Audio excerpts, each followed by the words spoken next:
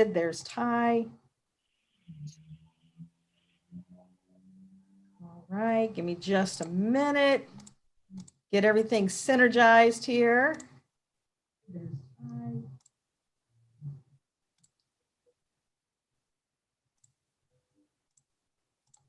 Ty. Okay, all right. And we should be recording, and we are live on channelclintonville.com. Okay. All right, we'll go ahead and get started. Welcome to the December CAC meeting. Welcome, everybody. Thank you for being in attendance this evening. Committed to the undertaking of the preservation of the values of community through promotion, implementation, and recommendation to city officials. The CAC was empowered in 1974 by the Columbus City Charter to represent the Clintonville community in the discussion of community concerns. By city code, the purpose of the CAC is to afford additional voluntary citizen participation in the decision-making in an advisory capacity and to facilitate communications, understanding, and cooperation between neighborhood groups, city officials, and developers. And we'll go ahead and get started with commissioner updates. Commissioner Votero, let's get this thing started. I was working with a resident over on Olentangy with an issue that he was having with a street light that was replaced in front of his house and changed out with an LED bulb that was a lot whiter and a lot brighter than the old high pressure sodium bulb. So I've been working a little bit with the Department of Public Service on that. He's gone ahead and submitted a 311 request, and so there's a little follow up with the city on that. But you know, I think it's as the city's rolling out the LED fixtures, I think maybe this is going to be a concern that we'll hear more and more about. So I'm trying to be as constructive with the city as possible, but this might be the first of many concerns that we have along these lines. So the new rain garden. Yeah. Fingers crossed here. Maybe we can find out a good solution here. But the city is being responsive.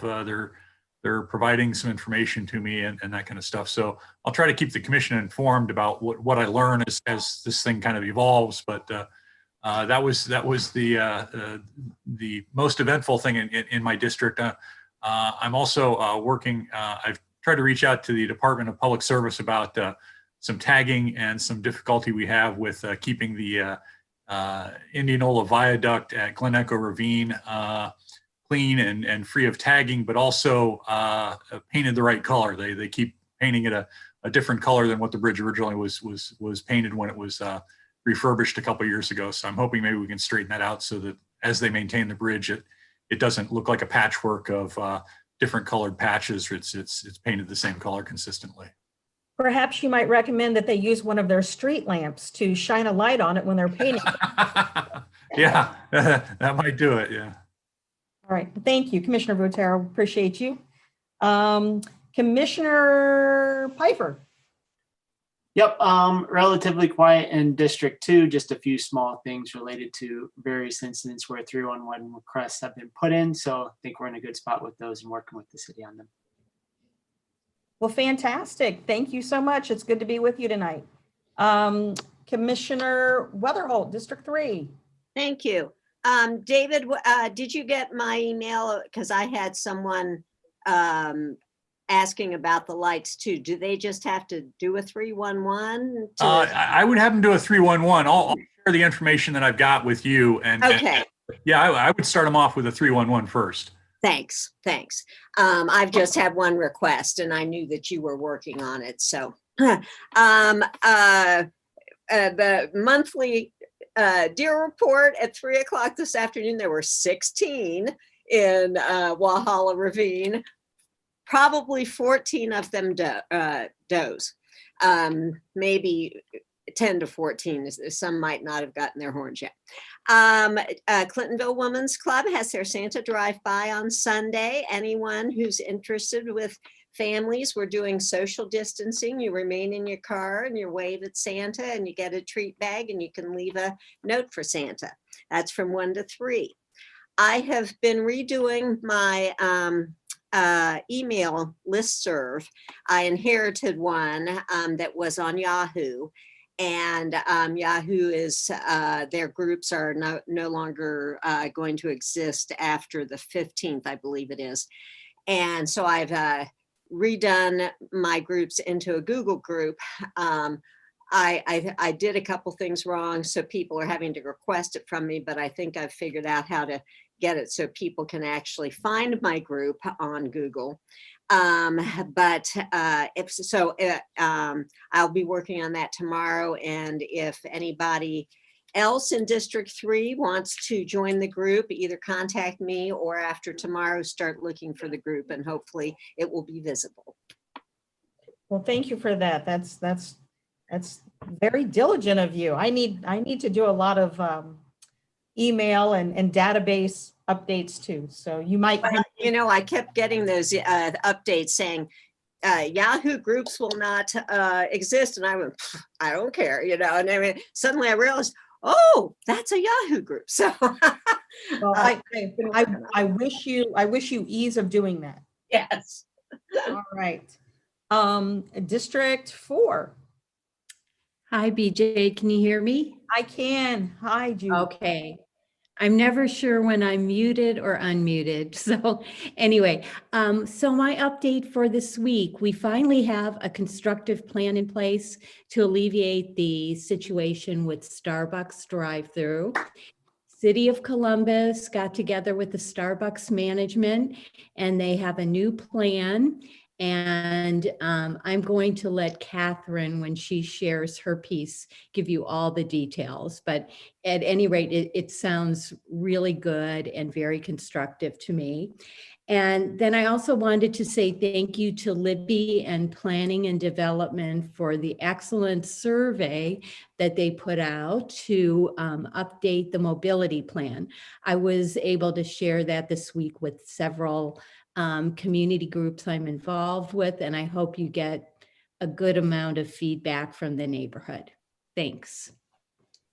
Hats off to you, Commissioner Minister. You do an exemplary job of capturing all of those constituents' concerns and bringing them around full circle, running them through the gamut. You're doing a great job with that, and I think it's hats off to you. I think we all owe you a word of gratitude as well. All right, District 5. Hi, everybody. I attended a training with the city on the new website that they're rolling out for the area commissions last month. Not only will we be listed, but eventually there's a plan to migrate all of the disparate area commissions onto this site. It will be run through WordPress, which is what we currently use that Ty updates. So it should be pretty smooth to continue updating, and you can feel free to send content to, Ty, as you normally would. You can send things I can update as well, and Commissioner Piper will have a login too. So feel free to send stuff our way. And I think it'll be a longer rollout. It sounded like over a year for everything to get migrated, but we're already very ahead of the game because our website has lots of information on it. I also attended the recent training on receiving community input, brushed up on some community organizing skills there. And I also reached out to the Sierra Club because I learned that they are working on doing some organizing around the Ohio State University power plant project that I think we received an email inquiry regarding from one of our constituents in South Clintonville. So I did reach out and got some kind of updated talking points from the Sierra Club on their concerns, which are primarily around increased greenhouse gas emissions and degradation of air quality in the Columbus area. So I am happy to share those with the full commission, and I'll add them as an addendum to these minutes for tonight's meeting as well, for those who are interested in reading more about that project. Fantastic. Anything else that you'd like to add to your long list of updates? I tried to keep it as brief as I could. Well, thank you, Commissioner Bolton. Could I ask a question? Brittany, do you know who approved the OSU power plant? So it went through the State of Ohio's Power Siting Board, and that has already happened. Right. The organizing looks like it's currently geared more toward Ohio State University as an entity at the moment. So there's a letter writing campaign. Students are starting to organize and have some campus actions as well. All right, well, thank you for that. And you've really gone over and above. You've really logged some serious commissionering hours. So I appreciate that. And Happy to do it. I just want to publicly apologize. We've had our first Zoom meeting conference room reservation go awry, and I want to apologize to Commissioner Bolton and her constituents. I logged on to begin her Zoom meeting. She followed protocol. She reserved a Zoom meeting, and I logged in 15 minutes late, and she was already meeting with her constituents constituent on another Zoom channel. And I just want to publicly apologize to Brittany and her constituent. No problem at all. So Thank you. good job. All right. And we are now to Commissioner Carpenter, District 6.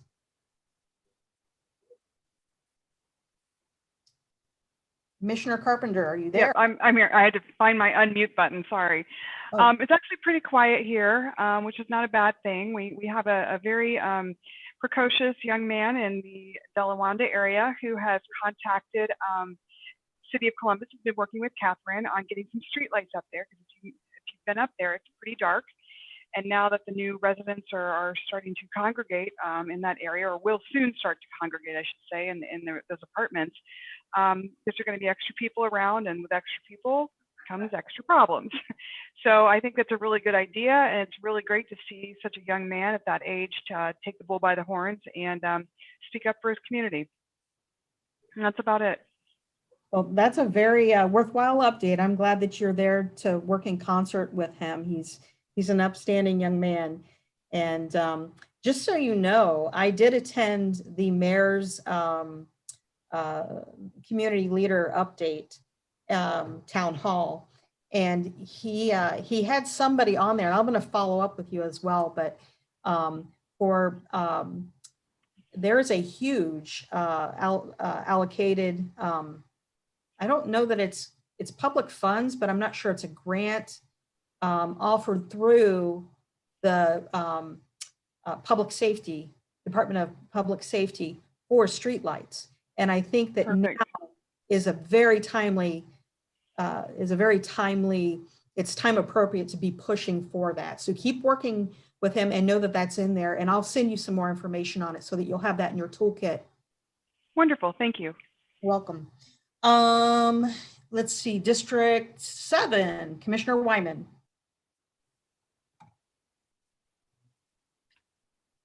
Commissioner Wyman? Yeah. I got a inquiry from a gentleman who runs a dog grooming business on Indianola, whether or not he had to appear before the commission regarding adding overnight boarding. Manager Cole helped me with that, and he does not have to come before the commission for that, to expand that. There wasn't anything online about that, so I was happy that Catherine was able to help me. I did find some interesting information from the EPA on how to dispose of dog waste. That's something I never thought about before. And then I also wrote a letter to Councilmember Favor in her role as chair of the Public Service Committee, talking about getting sidewalks continuously up from Cook to Morris Road on Indianola, the curbs around Whetstone High School. Right now it's, road and then, someone's yard, and folks have been parking on their yards.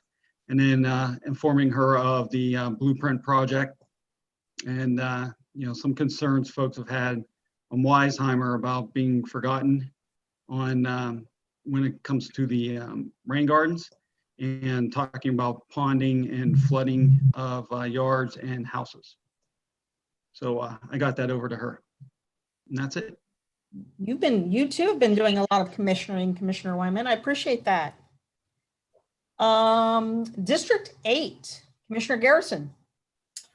Hello. District 8, there is not a tremendous amount of things going on. Crime continues to be somewhat of an issue. And I'm sure that people have seen this around, people walking around testing out handles of car doors and seeing if they can quick get into things and steal stuff. Recently, I believe it was a few weeks ago, someone was actually, someone got in their front door and grabbed some things, I think, in their living room and ran out. So it was the first time in a while that there's been kind of a home invasion, so to speak, of burglary of that nature. And, you know, I would assume that it's possibly related to the pandemic and people are getting to a situation where they're in dire straits and they need some sort of supplement to otherwise what they would have had income-wise or whatnot. Which brings me to another point. There was a resident that had some personal issues. I'm not going to get into too much details on it, but they had a, you know, somewhat of kind of an emergency, I suppose, in their lives, and they reached out to the members on Facebook in our organization, the East Beachwald Hood Facebook group. And I'm proud to say that most everyone that saw that interacted positively. And I was able to link them as well with Catherine and some other programs, hopefully to help out. But, you know, the resounding response was that there's appreciation of Clintonville and the neighborhood and everyone who lives here. And people are proud of the fact that they can rely on their neighbors. So as we go into the holidays, keep in mind that, you know, there might be people reaching out. So keeping an eye on Facebook and other things, even though sometimes it's eye-rolling, to say the least, to look at that. There could be some cries for help that might be more urgent. Last thing I wanted to mention was that there was a follow-up action to the blueprint meeting where certain residents had opted in for the rain garden fixes. And there are some, basically the center support walls are being built up to kind of the level of the top surround, and then the center infilled and filled with grass planted, which would then become the responsibility of the homeowners to mow. This is kind of a step forward in some of the progress of rectifying some of the issues that Blueprint has stumbled along the path of implementation on the rain gardens with in our neighborhood. Still a long ways to go. There's still a lot of concerns about safety.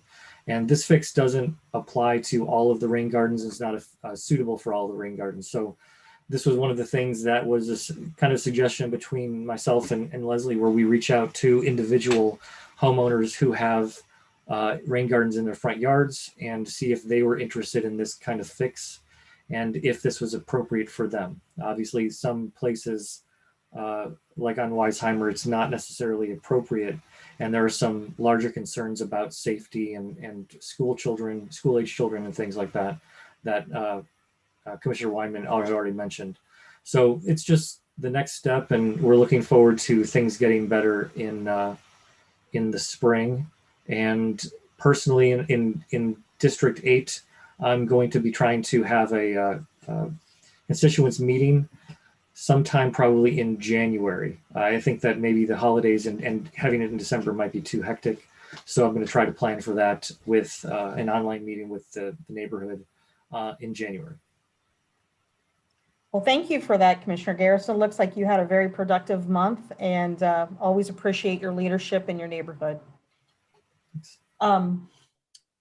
District 9. I will share with you what's been going on. Not last week, the week before, 2 weeks ago, I did have a community meeting, and it was very well attended. I had 21 people in attendance and was able to gather an abundance of consensus with regard to the proposed bylaws change, urban deer, and we also discussed some very uplifting news about the proposed Aldi store going in at the American Stroke Association building there, just north of CVS in the district. So the neighborhood's very excited and feeling very optimistic about the Aldi.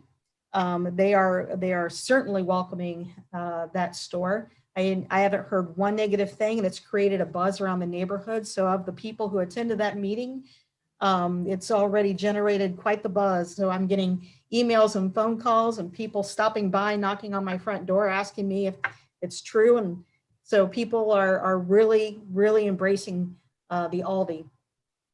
With regard to the deer, you know, I have to say that, you know, our experience with the deer in District 9 has been, you know, they gobble up our gardens. It's difficult to have a vegetable garden. It's difficult to have hostas. But the people of District 9 generally say to coexist with the deer. We haven't had any adversarial interactions with the deer.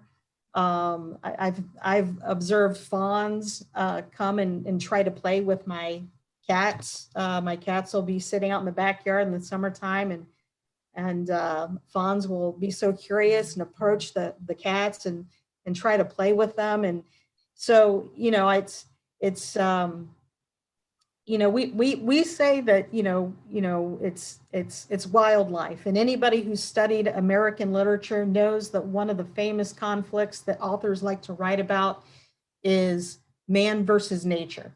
And there's always, you know, and when man attempts to battle nature, they're always at a disadvantage. And so we, you know, and people in District 9 say coexist with them and mitigate the adversarial circumstances as best as you can.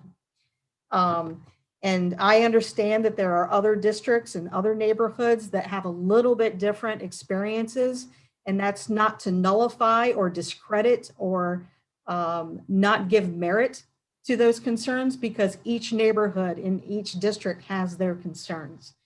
And that's precisely why we are, that's why we have parameters. That's why we have different, you know, 9 different districts and 9 different commissioners to represent those views respectively. So to suggest that the commission should do anything about the deer, you know, I think that's not for us to say. I think being under the auspices of the Department of Neighborhoods in the city of Columbus, we need to lean on them for the definitive answer.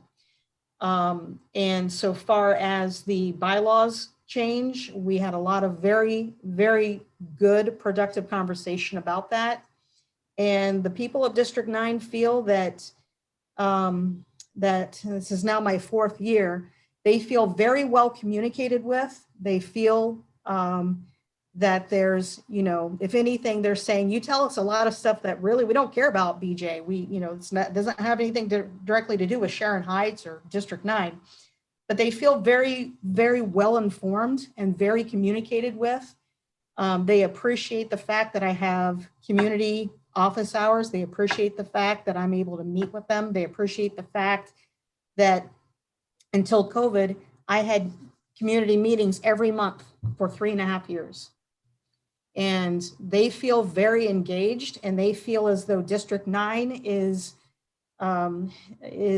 very, very much engaged with Clintonville, which, you know, it hasn't always been that way. It hasn't always carried that tone. And so I'm very proud of that accomplishment and what we've been able to do to work within the commission and its committees. So with that said, I'll go ahead and end my district update and let you know that as chair, combined with my commissionering, I logged 27 hours in the month of November. And part of that was due to one-on-ones. And I want to publicly thank all of the commissioners and every single committee chairperson who met with me in one-on-ones to discuss the technology enhancement program grant that the city of Columbus is allowing us to benefit from $2,200 worth of technology. And that application was due on November 30th, and I did submit an application, which you all received a copy of with a cover letter. And I also attended the, I also attended the Ohio Community Wildlife Cooperative Conference, which had some really interesting keynote speakers. And I learned some new stuff about urban deer and wildlife mitigation. But again, I've been discussing this with my district since I had the Ohio Division of Wildlife out to a community meeting in November of 2018. So this is a bit of an old conversation for District 9, but I did learn some new stuff in that meeting that I'll probably share with you a little bit later on tonight. And then today I attended another meeting that I'll be able to share with you more in detail as soon as I get the information, but it was hosted by Sustainable Columbus, and I'll be able to share this with the Green Spot Committee for dissemination, and I'll have lots of stuff for our Tech and PR Committee to chair as well. So that's it. That's all I've got. So we'll carry this meeting forward onto the next topic of agenda. We'll go to Commissioner Bolton for consideration of prior meeting minutes. November 25th, I sent a PDF copy of the November meeting minutes and draft along with the voting record. I've added language that Commissioner Weatherholt forwarded to the commissioners after the meeting regarding the election of officers as an addendum. That was after our conversation around Chair Henkener's discussion around election rules and Commissioner Carpenter's comments. So I will be adding those in as an addendum, and I received an edit from Chair White as well. Are there any further edits from anyone tonight? And seeing none, Chair White, may I please ask for a motion that the minutes be approved from the November 2020 meeting? I'll make the motion. Is there a second? I'll second it. Oh, thank you, Commissioner Vocero. Okay, all in favor of approving the minutes as presented by Commissioner Bolton, say aye. Aye. Hi. Anyone opposed, say nay. All right, then the minutes shall be accepted and published and onto the website. Please share those with Chair Holbert of our Tech and PR Committee. Great. All right, Commissioner Carpenter, we have you here to present the treasurer's report. It's been a while since we've heard from you, so if you have anything to report. Nothing since the last time.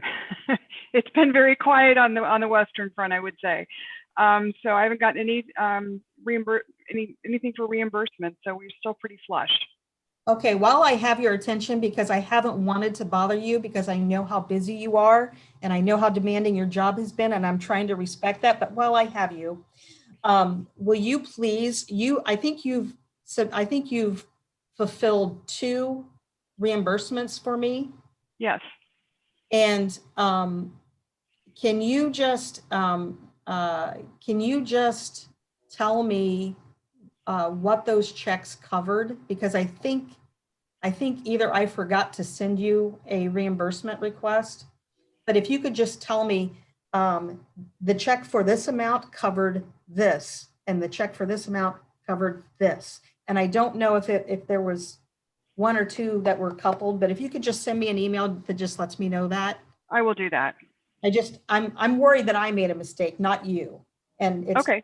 It's in my bookkeeping. So No worries. okay. So and then I'll just follow up with you after I get that email. Okay, very good. All right. Thank you. Uh-huh. All right. And Catherine Call, our neighborhood community liaison. Are you there? Good evening, everyone. Hi, Catherine. Brittany, thank you for covering that you attended the website training. That was my first announcement. Our final training took place yesterday. There were some commissioners that still felt uncomfortable or unsure. So we may provide additional training. So Brittany, please let me know if that is something that you may be interested in.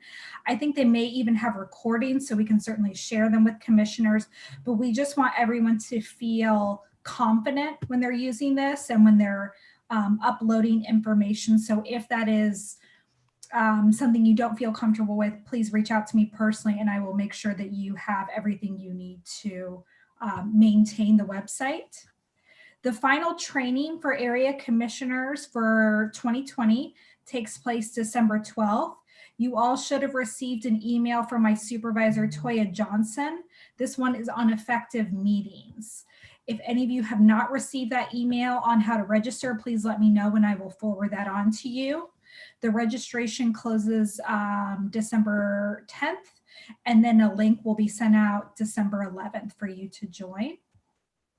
You also all should have received an email from me and I believe my supervisor, David Huey, reminding you that the governor extended the emergency order, continuing to allow virtual meetings through July of 2021.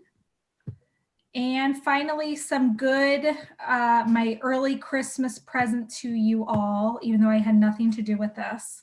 I met with Public Service and Columbus Police to discuss the traffic at Starbucks. And what they have decided to do is Starbucks is going to try a Chick-fil-A approach to this location during peak hours, where they're going to have the employees taking orders from the parking lot using an order pad and having the orders brought out to the customers to avoid congestion through the drive-through.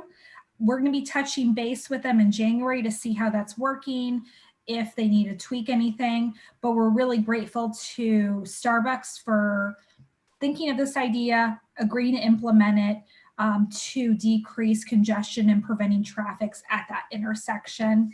The city has noted that it's worked really well for Chick-fil-A in that area, so we're hoping this does resolve some of the issues and concerns that have been brought forth to the city. And that's all I have. Are you sure that's all you have? I have more, I have comments on deer and I have comments on the bylaws change when that comes. Okay, all right, very good, very good. Thank you, Catherine, we appreciate you. And we don't care if you had anything to do with it. We'll take what we can get on that Starbucks. I got a little excited when I saw on Facebook that it was closed, but then it reopened. I called Judy today to talk about it. I did too. I drove by and I didn't see a line, so I drove through the parking lot.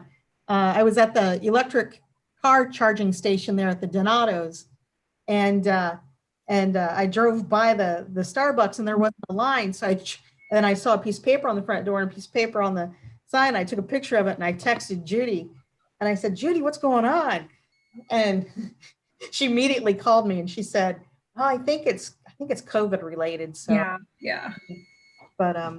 But anyway, it was nice to drive by Starbucks in the middle of a Friday afternoon and not see all the traffic. And to Starbucks, they did not have to do anything. They were completely in compliance and could have continued to provide services as they have been doing.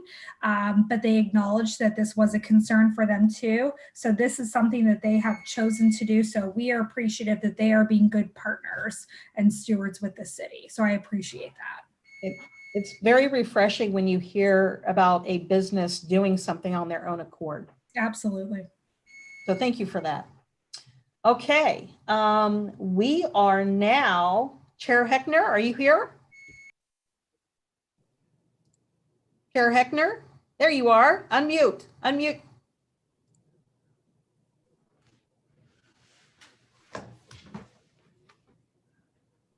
There you go, Chair Heckner, welcome.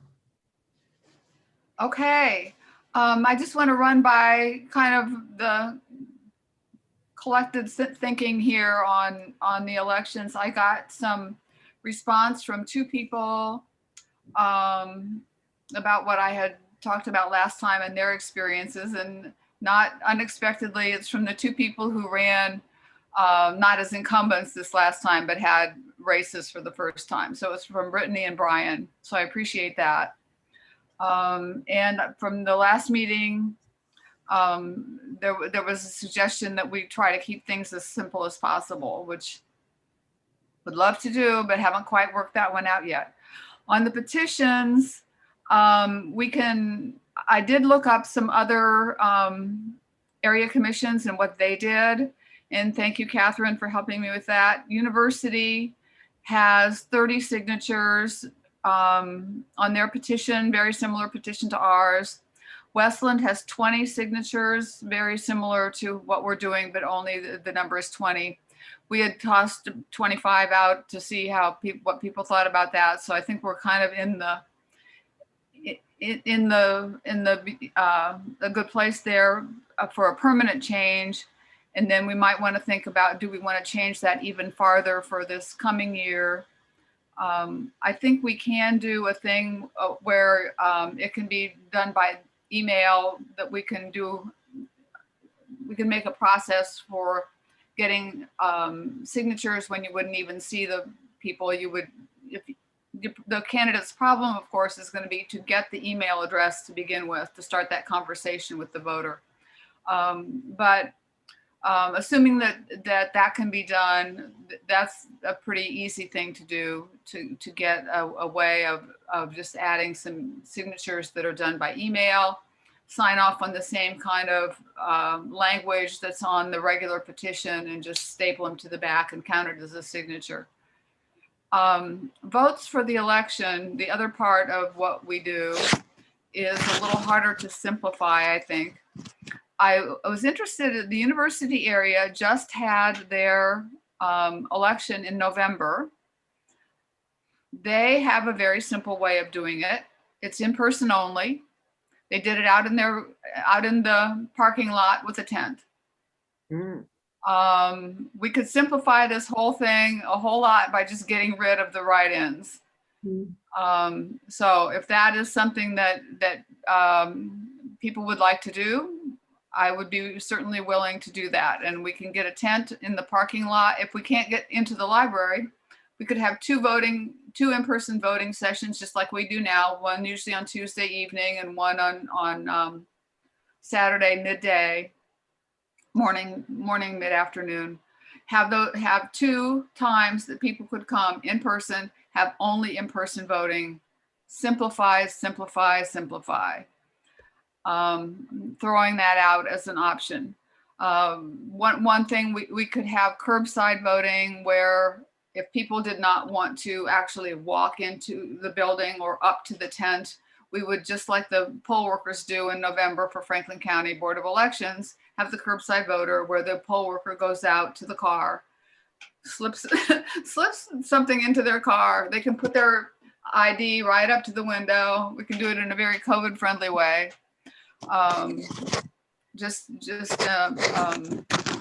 I'd like just some feedback on whether to even think about that, or whether we're really engaged in the idea of having this alternative that's done by mail. I think that it's very possible to do the ballot request form by mail. So the first time we would know, the election committee would know about a voter, would be when an electronic ballot request form came in. We would then send out, when we're ready, when we have everything, all the candidates all firmed up, we would send out the ballot, we'd number the ballot, correlate it with the ballot request form, send the ballot out. So we would need a budget for stamps, which we don't have right now, because we don't provide any of the stamps right now, because it's always with the self-addressed stamped envelope. Then the voter would get the ballot and would have to send it back in.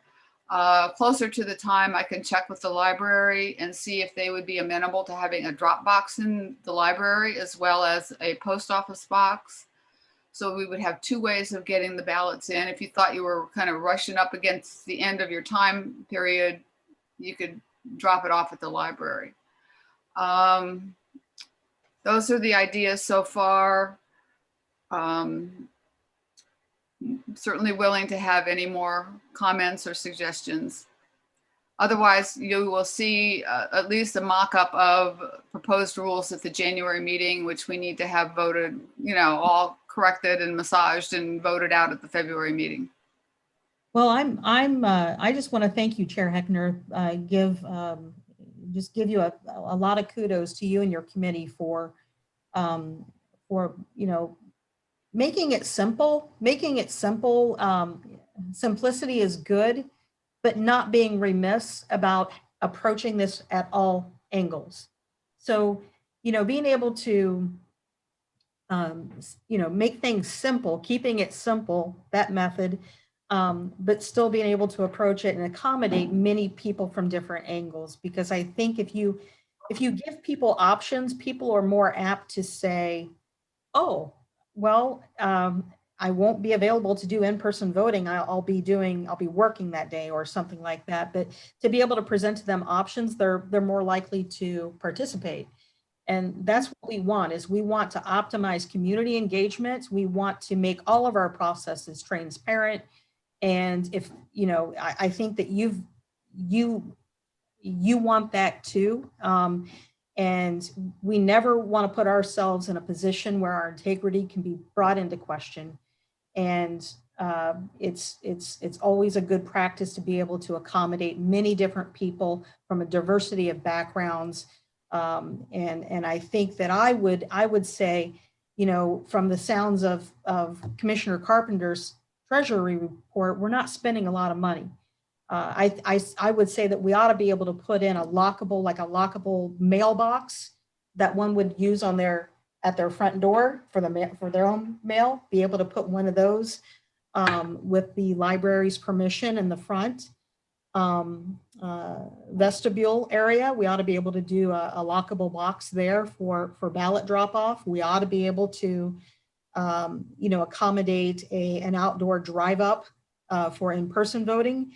And I think that relaxing the rules on the petition signatures is a simplified version, and it still gets a call to action and people to go out there and engage the community and earn that nomination. So I think that everything is good, and I see no problem why we shouldn't be able to fund stamps for ballots. There's no problem with that. So I'm looking forward to getting your more refined preliminary draft of rules, and we'll take a look at those in January. Yeah.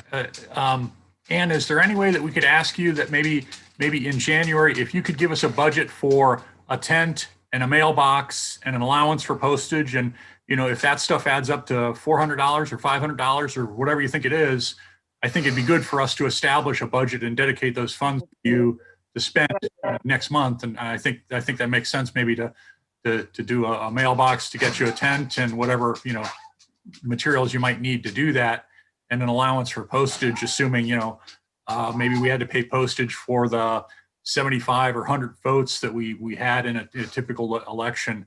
And I'm supportive of the idea of maybe modifying the bylaws or the election rules in terms of the number of signatures. I do think for the upcoming election, we should maybe have still a temporary number, which is much lower than what we might establish the regular number at, just because I think we still have a great deal of uncertainty as where this whole pandemic will be this spring. So, the idea of still having maybe mail-in voting as an alternative, the tent, I think, is a great idea. Maybe this spring and moving forward, I think it might be a good idea too. It kind of separates us a little bit from relying so heavily on the library and their hours of availability and that sort of stuff. So I think those are all very good suggestions you're bringing to the table here.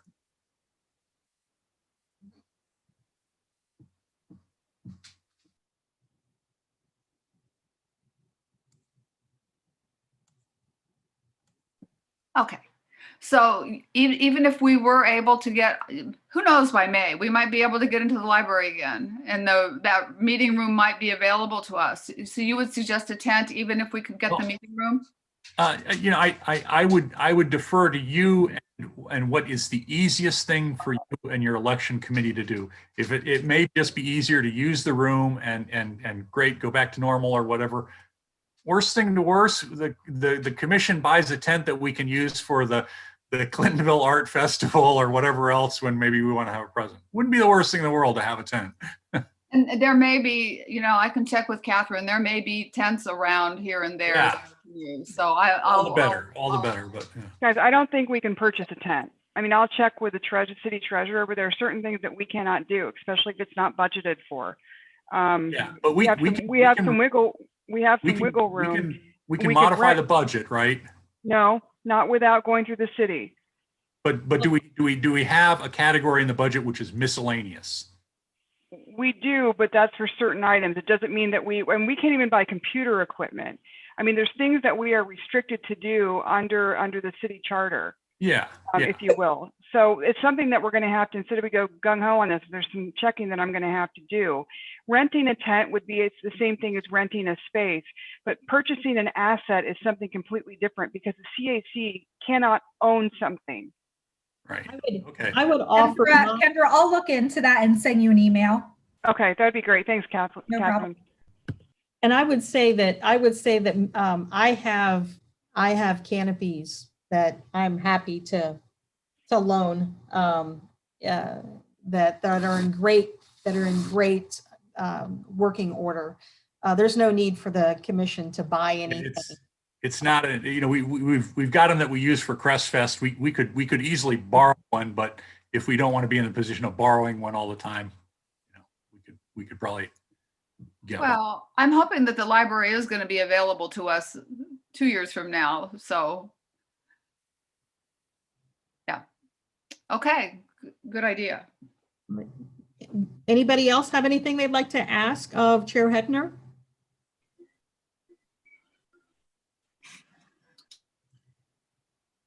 Okay, then we shall move right along. We are, let's see, 7:50. We are ahead of schedule.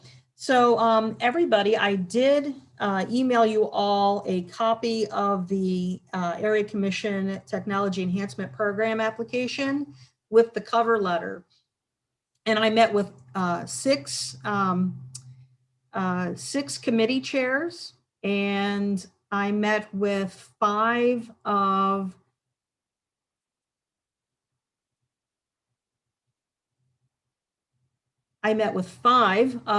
the commissioners and had one commissioner who was unable to meet with me, but did email me in lieu of a one-on-one meeting.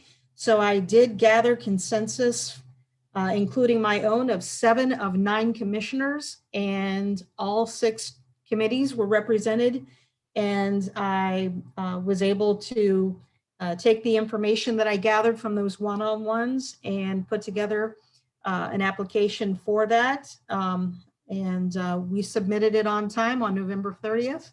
And I just want to thank everybody for their input. So thank you, and I appreciate you carving time out. And I thought the one-on-ones went very well, and we talked a little bit about, just this and that and the other, but primarily it was just a nice opportunity just to speak with each one of you in a one-on-one session, and I really benefited from it. So I just want to thank everybody who participated. We'll go now to Chair Stephen Hardwick of our Zoning and Variance Committee. Thank you, Chair White. Just to clarify, our next meeting will be the next Zoning and Variance Committee meeting, assuming we get an application, which I haven't received one yet, but would be December 30th. I know it's kind of an awkward day, but there's no less awkward day that we could do that would be practical. We don't want to move it back a week to December 23rd, and if you start moving it back farther than that, it starts coming very close to this meeting. So it will be December 30th if we have an application. Onto our one application. It was BZA 20095 3721 Weston Place. This is very similar to an application that the commission heard a little bit more than a year ago, but that plan lapsed, that variance lapsed. There were, as I understand, issues with the contract becoming more expensive than originally expected and switching architects and builders. But the application is in order to build a one to two story addition, and part of it is 1 story and part of it is 2 stories, to the rear and west side of the existing house, as well as to enclose and expand the existing rear porch. The homeowners asked for variances to reduce the required rear yard from 25% to 15.6% and reduce the minimum rear yard setback to 3 feet, while honoring the previous commitment to plant screening along the specified rear yard. Now, rear yard and side yard are a little different here because this is a corner lot, which is one reason that factored into the committee's approval. There was a lot of discussion about how to make this work between the neighbors, and everyone on the committee was very impressed that the neighbors were able to work together. And maybe if I said everyone is happy with this might be an exaggeration, but content, I think, might be a better way of saying it. There were 3 caveats to the minutes I sent out.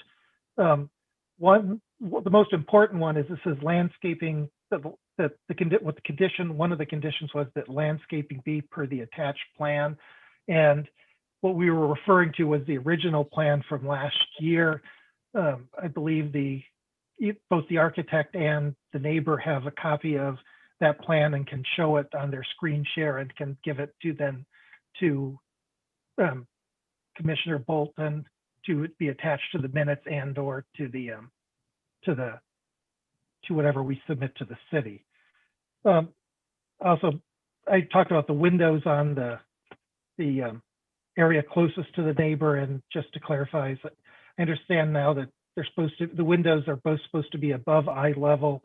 One of them's in a mudroom and either above eye level or shaded. One of them's in a mudroom and one of them's in the bathroom. And that's not a condition, it's just the promise of the from the architect. And I mentioned, so I said that you couldn't, because of the roof system, you couldn't accommodate more than a 10 to 12 feet, but that involves the root ball of the original tree. That's a small matter, but basically it comes down to you can't make a bigger tree work in the space. And I want to clarify, just leave that clarification there so we get it right. The neighbor did say that they walked into the house, they've been in the house, and that they thought that this would be a much better addition than the previous plan. We did have one concern that if we just granted it as it was proposed, that the 1-story addition that's closest to the neighbor's yard could in the future, and I know this neighbor has absolutely no plans to do anything more than here, but if some future neighbor wanted to put a 2-story, turn that 1-story into a 2-story, there'd be nothing to prevent them from doing that. And so we put on a condition which was accepted by the neighbors, that by the applicant, that that portion remain as a single story.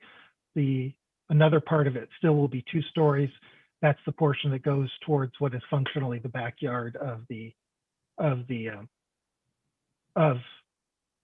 applicant's lot. The motion was approved 8-0, conditioned on 2 things: maintaining screening as provided on the attached site plan, which will require arbor vitae, and I meant, they can correct my pronunciation, or similar plants, and also conditioned on maintaining a single story except on the south portion of the existing structure. With those 2 conditions, it was recommended approval. And also, just as to the neighbor showed the applicant showed good faith. They're planning on bringing an Oakland nursery to do the screening properly, and she has invited her neighbor to that meeting, So my only recommendation is that the commission probably needs to change the language of the condition if it decides to approve it, and just to indicate the site plan submitted at this meeting so that it's clear what we're talking about. That's the end of my presentation, and I'll turn it back. I'm available for questions. Otherwise, I'll turn it over to Chair White. Back to Chair White. All right. Is the applicant, anybody here from the applicant? Yes. John Ebert's architect here. Oh, hi, John. How are you? Thank you Good. for being here this evening. Thank you for having us. Okay. And Susan Decker Scholl was here too. Hi, Suzanne. She's muted. Oh, okay. Let me find her icon. I'm off mute. Oh, there I'm you are. Suzanne. Hi, Suzanne. How are you? Hey there. I'm good. Thanks. Thank you for being here. Absolutely. All right. I love your backdrop. Oh, thanks. Living room, little fire, Christmas tree. All right. Very festive. All right. So is there any commissioners have any questions for Suzanne or John? I have one question, if I may. The last time I had just gotten elected to the commission, but not seated yet, and I did attend the Zoning and Variance Committee meeting. And I think in that time when you first initially applied, there was the bathroom, I think, had some plumbing maybe on an exterior wall, and there seemed to be not a lot of options in terms of the layout and everything else. And it was projecting maybe 10 feet off the back of the house, and now it's down to 9'2".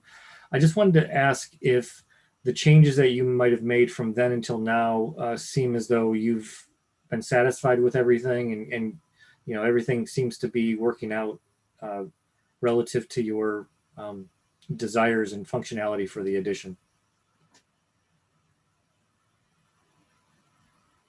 Jim, I think that's entirely why we elected to contact John Eberts, a new architect, is because we have a lot more of our needs met now with the new style of the addition. We're gaining a lot more space, especially on the first floor. We're going to have a first floor full bathroom, den, extend our kitchen, which is why we transitioned to a new architecture plan. So. Okay, thanks. Any other commissioners have questions for Suzanne or John? BJ, I might just interject. When Stephen was reading that might have been kind of scrambled a little bit. The proposed addition on the existing structure to the south of the existing building is the 2-story area, and to the west is the single story, and the area that is limited to the single story in the future also. Thank you, John. And that's where the existing porch is too, that we are mimicking, and kind of that's setting the parameters of that area on the west side of the building. And that's the roof slope and everything like that is in keeping with what's existing. Does that clarify a little bit? All right. Do we have any follow-up questions for John with regard to that input? Commissioners? All right. Are there any neighbors or members of the community that are present that would like to speak to this applicant about the proposed development? My name is Kathleen Stone. My husband and I are the neighbors directly to the west. We share the fence with Suzanne and Tom, and we're the neighbors most impacted by the addition. We're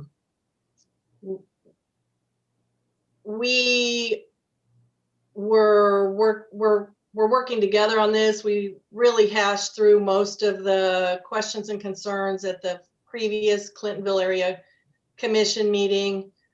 I think that, oh, that's nice. I don't know who's sharing, but, we feel that many of our concerns will be at least partially mitigated by the agreement that we have with Suzanne and Tom for the landscape screening. My only question is still with respect to, are we referring to the plan that was submitted on this variance approval request, or per the previous BZA approval, which conditioned the approval on the landscape plan that was submitted at that time? I know it seems like a small point, but right now the landscape plan that was submitted by John on the current application doesn't yet match the landscape plan that the BZA incorporated as a condition. Kathleen, could I know Suzanne's been really trying to get Oakland Nursery out and also enlisted Peabody, and I can understand. Yep, we got a meeting set. Yeah, the meeting's set. I just, for purposes of these committee meetings, we keep referring to a quote attached plan, and I want to be clear. We're looking forward to our joint meeting about the tree selection and that sort of thing. I think to have the plan. I think to have a landscape plan from a registered landscape architect from Oakland or the other firms would be the best way to handle that, and to submit that to the BZA staff for final approval, with the idea that it's in work, it's in process. Can you, let's see who,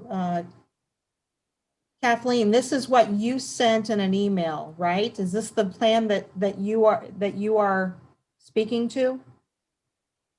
Yes, this is the one that the BZA stamped as a condition of the approval last time. Okay, so, and we need a revised one from this in light of recent conversations. Is that what you're suggesting? Well, that's my question. I mean, I'm comfortable. If the BZA incorporates this one, I'm comfortable that it is in keeping with what we mutually are agreeing on. But I hear John saying maybe we'll be submitting a different one. My concern is, I mean, at the BZA meeting, I know that they have to have the plan in place to stamp it as a condition of the approval. And last time, I didn't even know the plan had been submitted until we were in the meeting. And they kept looking at me and saying, well, aren't you happy with this plan? And I said, plan? What plan? I mean, I haven't seen any plan. And so they said, will you please approach the bench? And they showed me this plan, and it was in keeping with our mutual understanding of our agreement. And so then I was, of course, I said, well, sure, that's great. That's, you know, so I just don't want to be in that situation again where there's either no plan or a plan I haven't seen, or the plan isn't what necessarily using the same verbiage that I'm thinking that we're agreeing to. So. Chair White? Yes. Hi there. Am I able to speak? Oh, go ahead. Hi. Kathleen, I believe last time at the BZA meeting, the plan that was incorporated was the plan that you proposed, that both of us signed on our back porches. So I'm a little confused by that. Sure. So can you please expand on that, please?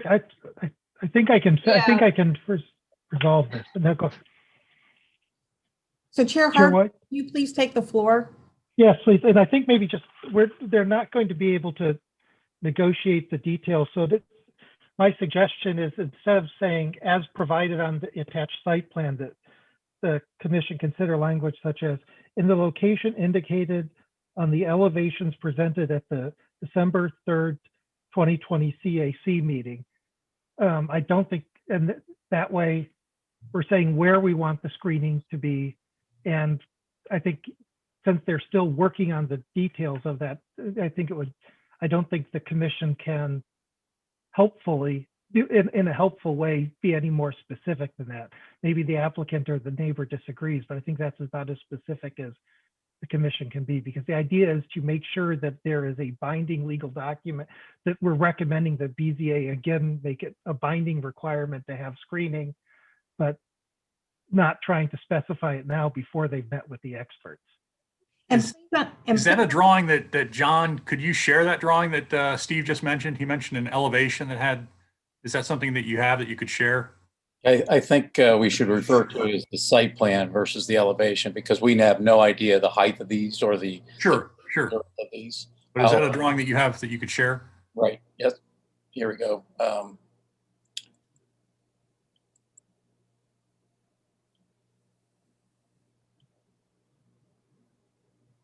Did that pop up? Yes.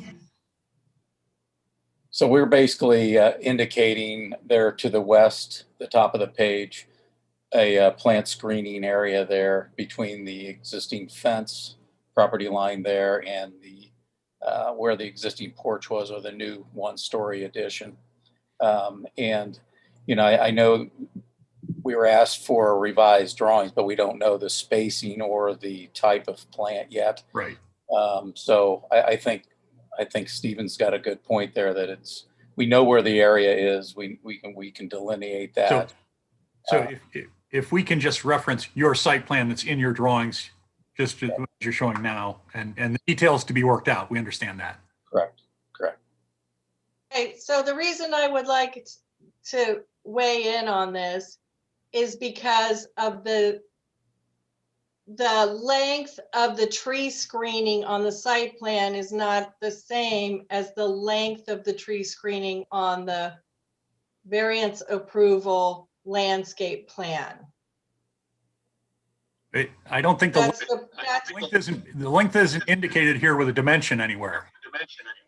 I understand, but it was before. It was written in the verbiage with the variance approval the first time. And if I can share my screen, I'll show you that. It says, do you see this? It shows the general location being the same, and it shows the trees extending further, and it spells out new screening arborvitae from northeast edge of existing fence to edge of new addition at 2 foot 0 inches on center. So it's saying it's an arborvitae type, and it's saying how far it goes. So it's showing from the southeast corner of the new addition, and it's stating with verbiage that it goes to the existing fence to the edge of the new addition. But it's actually indicating well beyond that, Kathleen. It shows 4 other shrubberies. Yes, to the because north, the trees, right, but it's saying to the northeast edge of the fence, not to the northeast. It's the new addition to the south and to the northeast edge of the existing fence. That's the difference. And since this only showed the trees where the new addition goes, those additional trees were drawn in because the fence isn't shown on the plan. That happened at the BZA meeting with the BZA committee members and the previous architect and myself all there. And that's what they stamped. So, I mean, I don't know if it's going to be arborvitae. I don't know if it's going to be 2 foot on center, but that language at least spelled out that it was going to be some kind of an evergreen, and it wasn't going to be like 4 or 5 foot spacing. I mean, the point is to create a screening, right? So that language, we felt very comfortable with. Chair White. And the site plan. I think this can be resolved if we just use the site plan that you presented earlier and say that be the one that we reference. We're not saying that that's going to be the site plan for anything else, but just for the screening. And you presented, as I understand, that was acceptable to both the neighbor and the applicant. And that way we don't have to start amending this. Yeah, so I'm going to share this one, right? Which is the one that the city planner already has on file. But it's invalid at this point. Yeah. It's invalid, but only the only thing that would be adopted by the commission is the screening that's mentioned on it. Is this? I think it's very awkward for us to take the site plan from one project and put it together with another project. I have difficulty approving the site plan that was submitted tonight. And I'll simply take it on good faith that the neighbors will work together to make sure it's the right species that they're comfortable with, and that the beginning and end of that extent of arborvitae or whatever it's going to be is where the two neighbors think it should begin and end. I just approve this as it was submitted. Our only problem, our only thing here is to approve whether or not the yard can go to 3 feet. And I think to put any kind of planting, that's got to be between the neighbors. I know here, I don't have those choices, and I have lots of people looking into my backyard. I think that we're getting, into the weeds a bit much. And I just think that there's a fence there, and that's enough. And we need to go to the 2 yards. That's our whole area of what we're allowed to work on. Yes, so the nuts and bolts of it is that we're being asked to approve a variance for the minimum rear yard setback to 3 feet, and to reduce the required yard from 25% to 15.6%. So that's what we're here to discuss. Anything beyond that would not be subject to our purview. So our standardized recommendation form will address only the variance request. Yeah. I think in the comments for our recommendation form, we should simply make as part of the comment that we acknowledge that there will be a mutually agreed upon site plan between the 2 neighbors. And we're yes. We're approving the 3 foot. We're approving the 25%. And in the commentary, we will add that. It also add that possibly, this is your discretion, that it should only be 1 story except on the south portion of the existing structure. West portion. Except on, so maintaining a single story except on, so you're saying it's okay to put a 2-story on the south portion. That's what the plans and elevations show. That's what John clarified for you. Okay, so it should say except on the west portion. Right, that's correct. Okay. That's also not in our purview.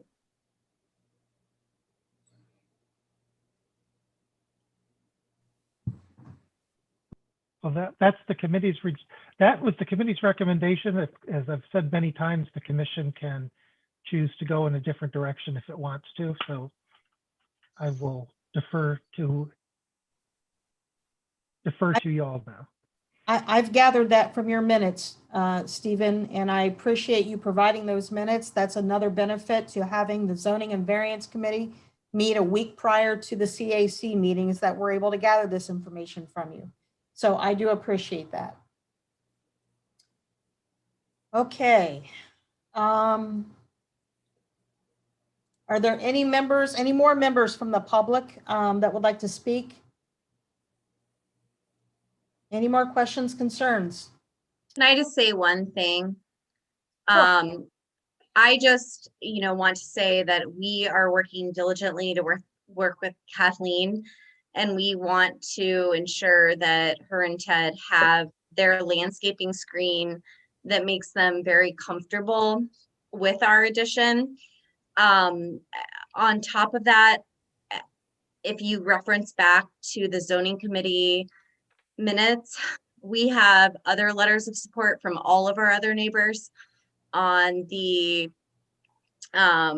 north, south, and all areas of our home that are in support of our variance. And we assure Kathleen and Ted that we will do their landscaping screen. So thank you. Yep. Thank you. We appreciate that. And that is a matter of public record. So all right. Okay, do we have a motion on the floor? Are we ready to vote?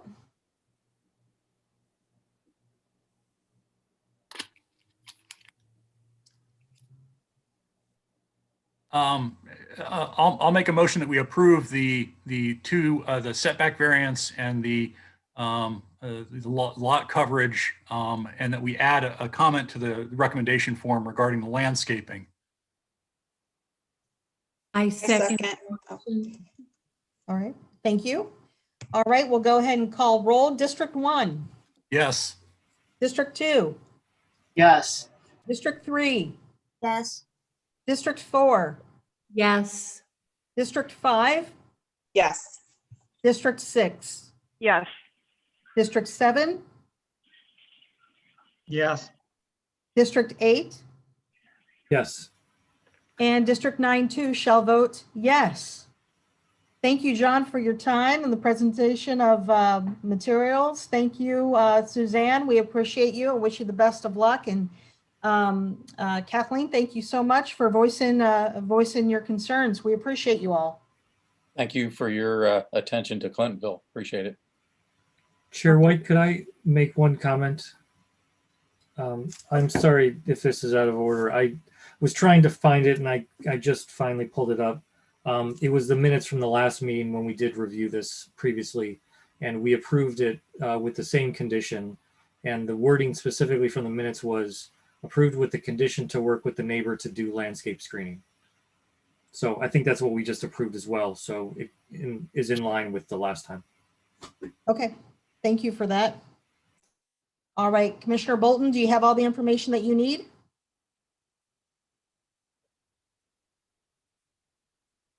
Commissioner Bolton? Yes. Yes. Sorry, I was struggling to unmute. All right, Yes, I'm in great shape. Thank you. All right, great. Thank you. All right, well, we'll move on to the next item. The next item is we are running a little bit ahead of time. Proposed bylaws change as presented by Commissioner Mike Wyman.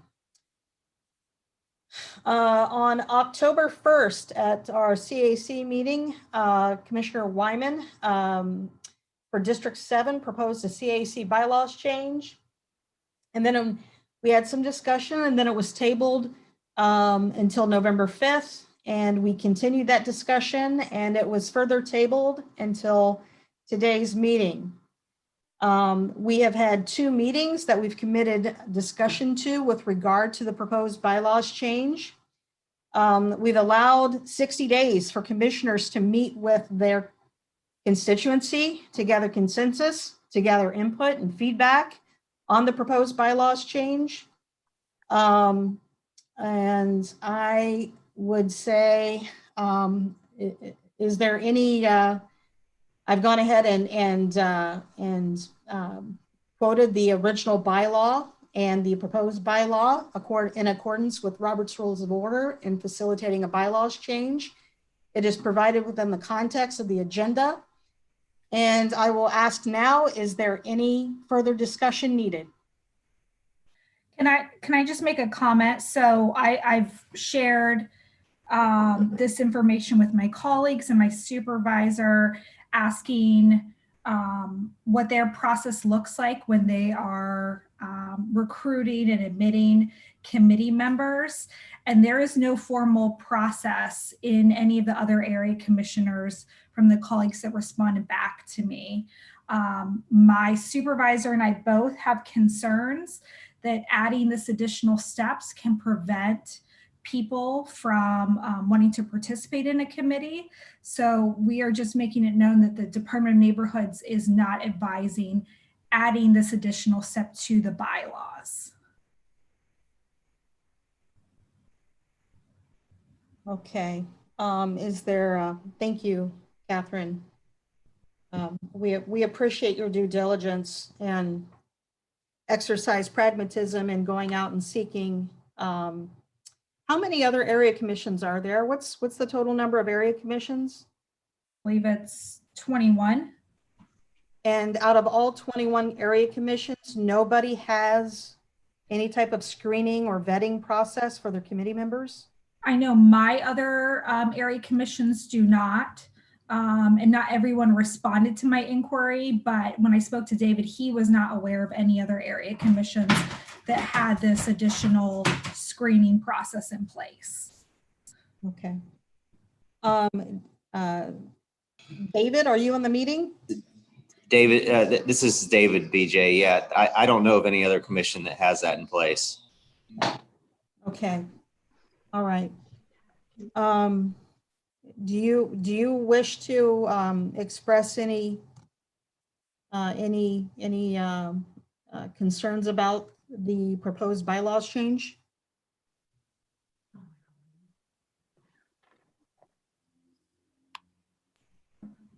David, I think she's talking to you. I think David's on mute. Okay.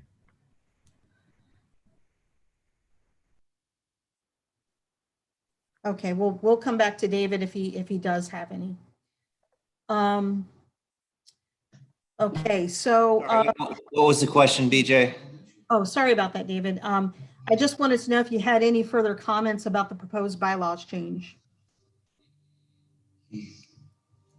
And the proposed bylaw change is to require folks to have a resume to join a subcommittee. Yeah, I'll share with you. I'll screen share.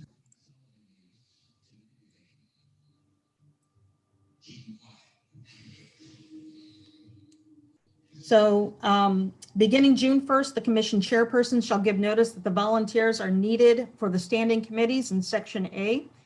Volunteers shall submit a resume to the commission chairperson no later than July 1st and indicate which committee they would like to join and if they would like to be chair of the committee. Commissioners are exempt from the resume requirement.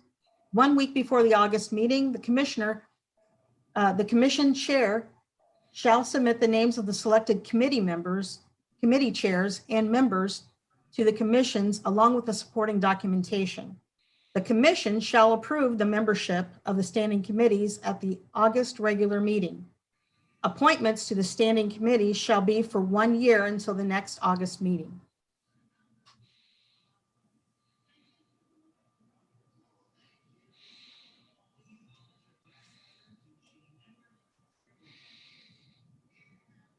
So this is the original, these are the original bylaws, or this is a change? That's the change. The original is above. I've put it in format as required by Robert's Rules of Order. So right now we have the commission chairperson following the July annual meeting shall appoint a chairperson for each of the standing committees established in accordance with these bylaws. The chairpersons of the Planning and Development Committee, the Historic Buildings Committee, Technology and Community Relations, and Zoning and Variance Committee shall recommend to the commission members of those committees who may be commissioners or non-commissioners. The chairperson of the Election Committee shall recommend to the commission members of the committee who shall all be non-commissioners. The commission shall approve for the membership of standing committees at the August regular meeting of the commission. Appointments to the standing committees shall be for the period of 1 year until the next August regular meeting. No, I got it. Yeah, I just jumped on here maybe 5 minutes ago, so I'm not sure what Catherine has said, but yeah, I'm not sure that I would add additional requirements to folks serving on committees. And that's our advice. You guys can do whatever you want, but that's our advice. We don't have this in place for any other commission. So that means that commissioners be on committees. Commissioner Minister currently serves on the Zoning and Variance Committee. That would exempt her from standing on that committee. I'm on the Green Spot Committee. I wouldn't be able to participate in the Green Spot Committee. That's not true. No, you're just exempt from the resume requirement. That's all. Oh, I'm sorry. Okay. All right. Just making sure. Can't we change the resume? Can't we change the word resume to an application? I don't think there's anything wrong with vetting out. And it's a paragraph application or just a one-page simple application as to what makes you qualified, why do you want to serve, that kind of thing. It's just a vetting process. I think it's entirely reasonable. But what would make them qualified? That's the thing. We don't have qualifications. Well, but whatever the commissioners decide what the statement of qualification interest. would be. Statement of interest, I can go with, but the other problem is this negates other parts of the bylaws that would also need to be changed, which people have obviously not read. And that's why I sent out the 2020 bylaws sections, because there are several sections that would need to be redone.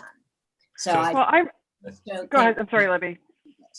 I've just got a quick question. Mike, this is your motion that you've introduced here. My first question is there interest in amending it? Maybe striking out the word resume and putting something else in, and then what do you want to do with it? Do you want to bring this to a vote? We spent a lot of time in the past couple months discussing this. I think we need to do something with it, but I want Mike to have the chance to decide what Commissioner Wyman wants to do here. Yeah, I don't have a problem with dropping the word resume if you want to add statement of interest or, but I agree that there needs to be some sort of vetting, some sort of document that we can read and that lets us know why this person wants to be a member of the committee and why they think they would be a good fit to be a member of the committee. And I respectfully want to. I would be fine with amending that. And I respectfully want to say, while I can appreciate what other commissions do or don't do, that doesn't mean that we shouldn't move ahead of the game. I think that from my time of being a commissioner, I think the Clintonville Area Commission is ahead of the game, and we can stay ahead of the game and continue to set an example for what maybe other commissions should do or shouldn't do. I don't know. And maybe our commission is different than some of the other commissions, but I don't think that we should be hampered by what some of the other commissions are doing or not doing.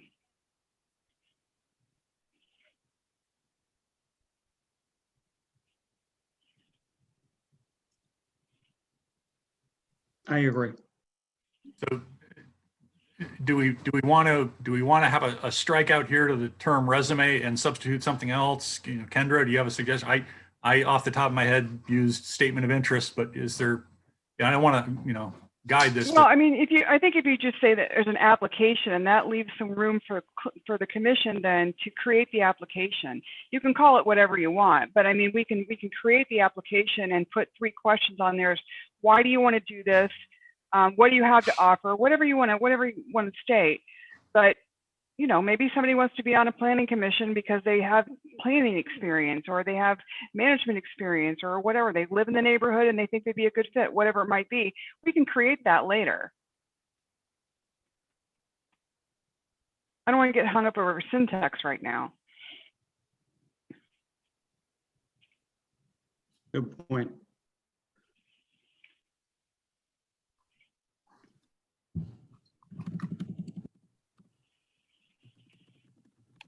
Chair White, can I just have one question? Yes. The bylaws require that the amendments be submitted in writing at the previous regular meeting.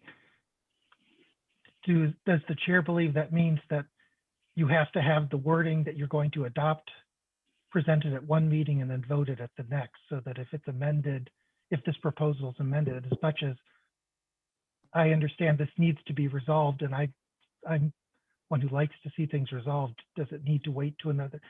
If the commission agrees on language, does it have to wait till the next meeting before you can adopt it? Yes.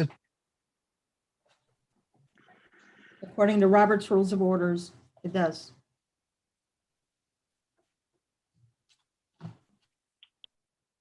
The other problem with this is that it's got the commission chairperson giving notice for volunteers to be needed by June 1st, and that's fine. But then our reorganization meeting often could happen not until, say, July 7th. And so who is the chairperson? The chairperson could change in the middle of all of this. And so who is actually going to be the person responsible for all of this?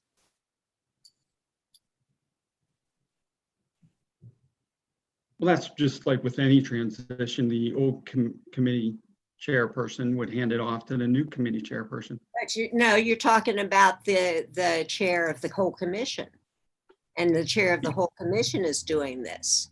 Yeah, that's fine. Just like in January 20th, we transitioned to another president. And that, But yeah, it needs to be specific about who's going to be responsible for this. I just don't think you have thought this out very well, Mike. I don't know if we've discussed this in past meetings, but is there a possibility that this is just a best practice instead of putting it in the bylaws, but this is having some sort of application process considered a best practice? BJ, I need my screen back. How do I get that back? Your screen. Well, I can only see your screen. Okay, thank you. I got it.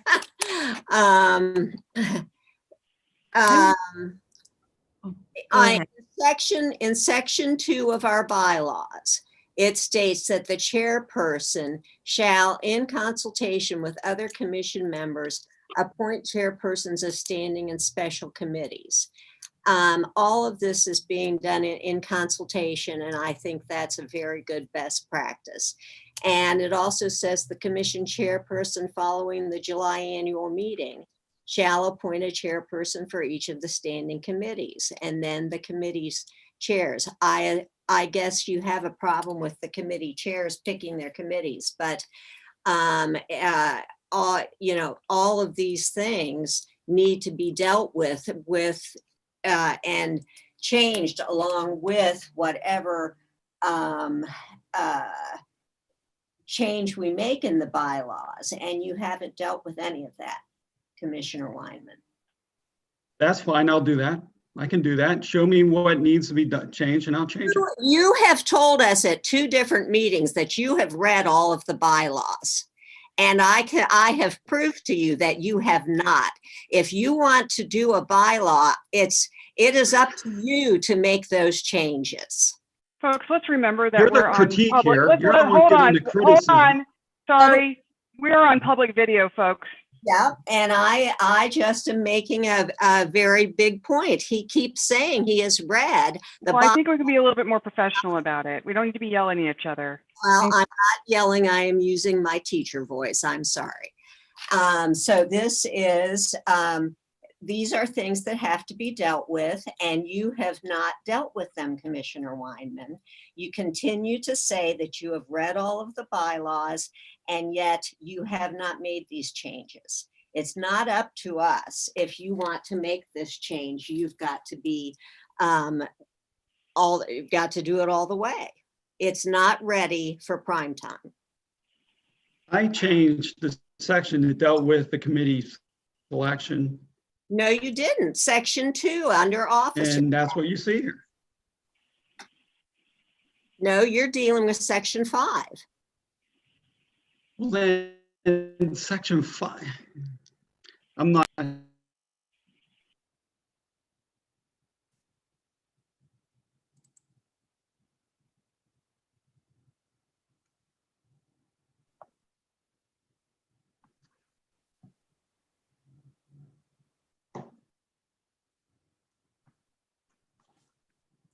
I think, I'm not sure who has the floor.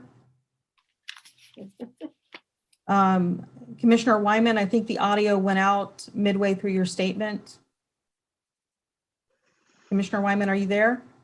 I'm here. Okay, I think the audio went out midway through your statement.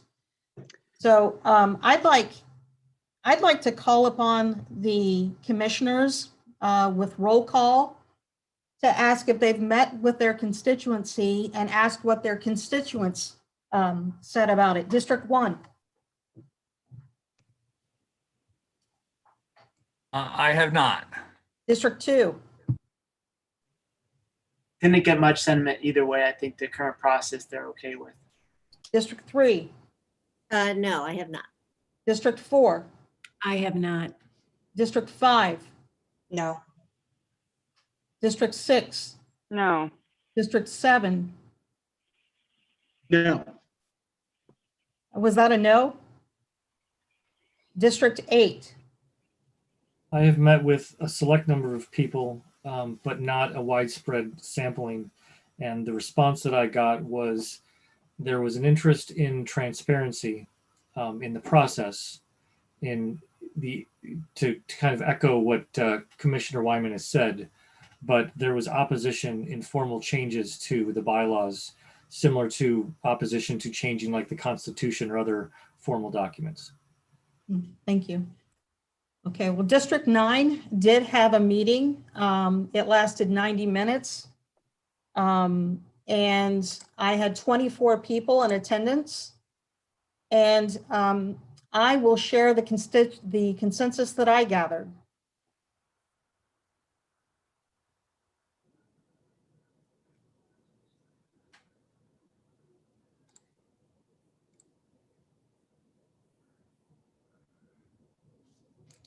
Some unanswered questions were, why is the change needed? And it is a matter of record that I asked Commissioner Wyman why, what isn't transparent? What isn't happening that needs to begin happening?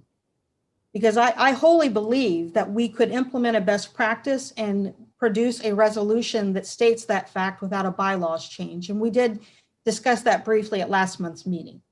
And I said, I don't know. I feel like I'm having to solve for X when I don't have the given set of variables. Because if COVID-19 has taught me anything about chairing a committee, it's that everything is added transparency. Everything, we have stepped up our game. There is nothing that is not transparent about this commission.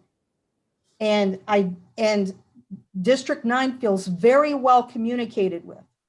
District 9 feels as though they know all of the trending topics with the CAC, and they feel as though they are having their concerns conveyed as written, as prescribed in the Columbus City Charter, that we are communicating 1/9 of what Clintonville feels needs to happen.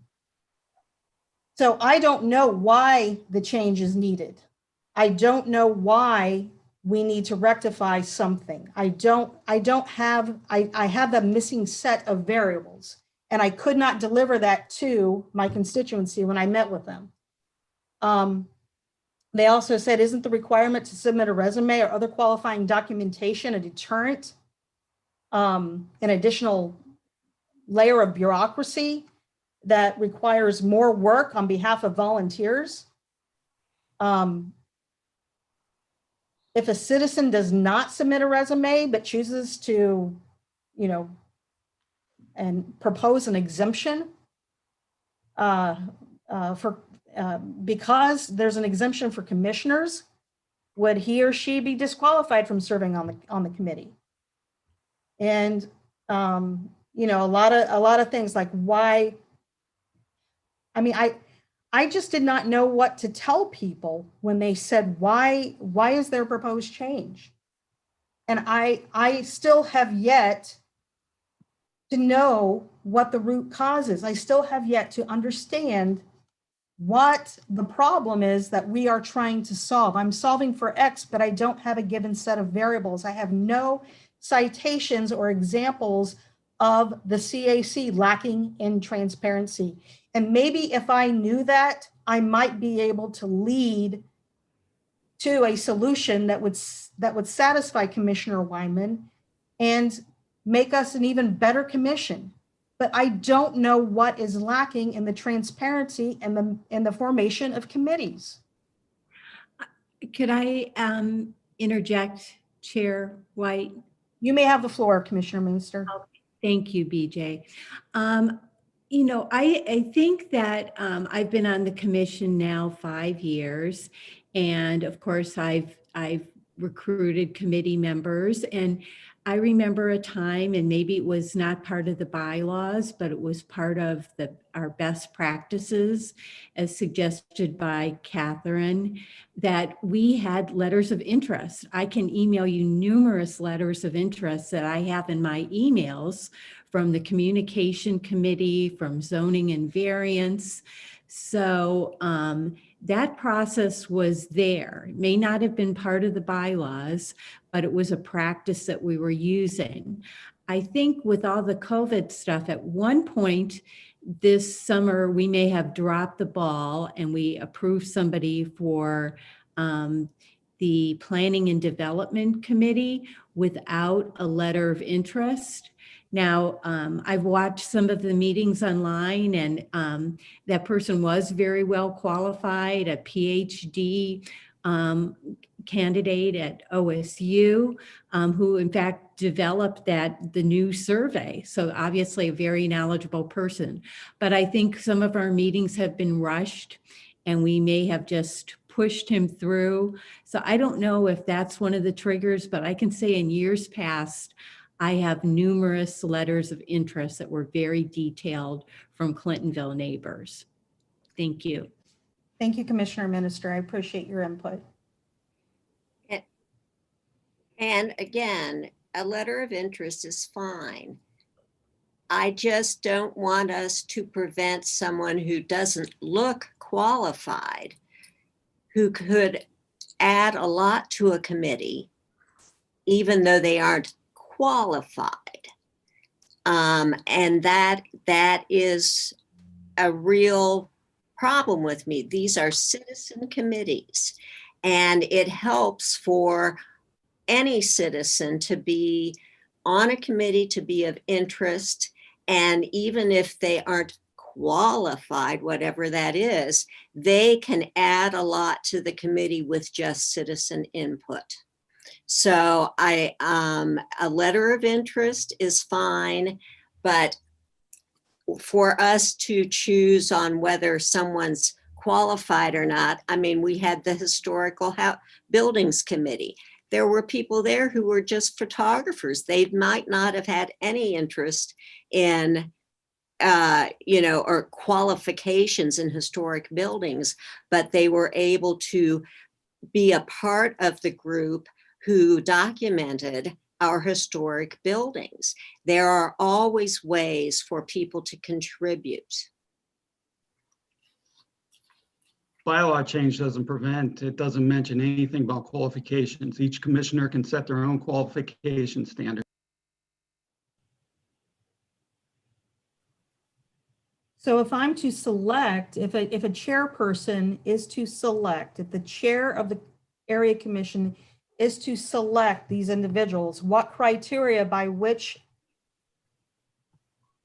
are they to be selected? What do you use now? Interest.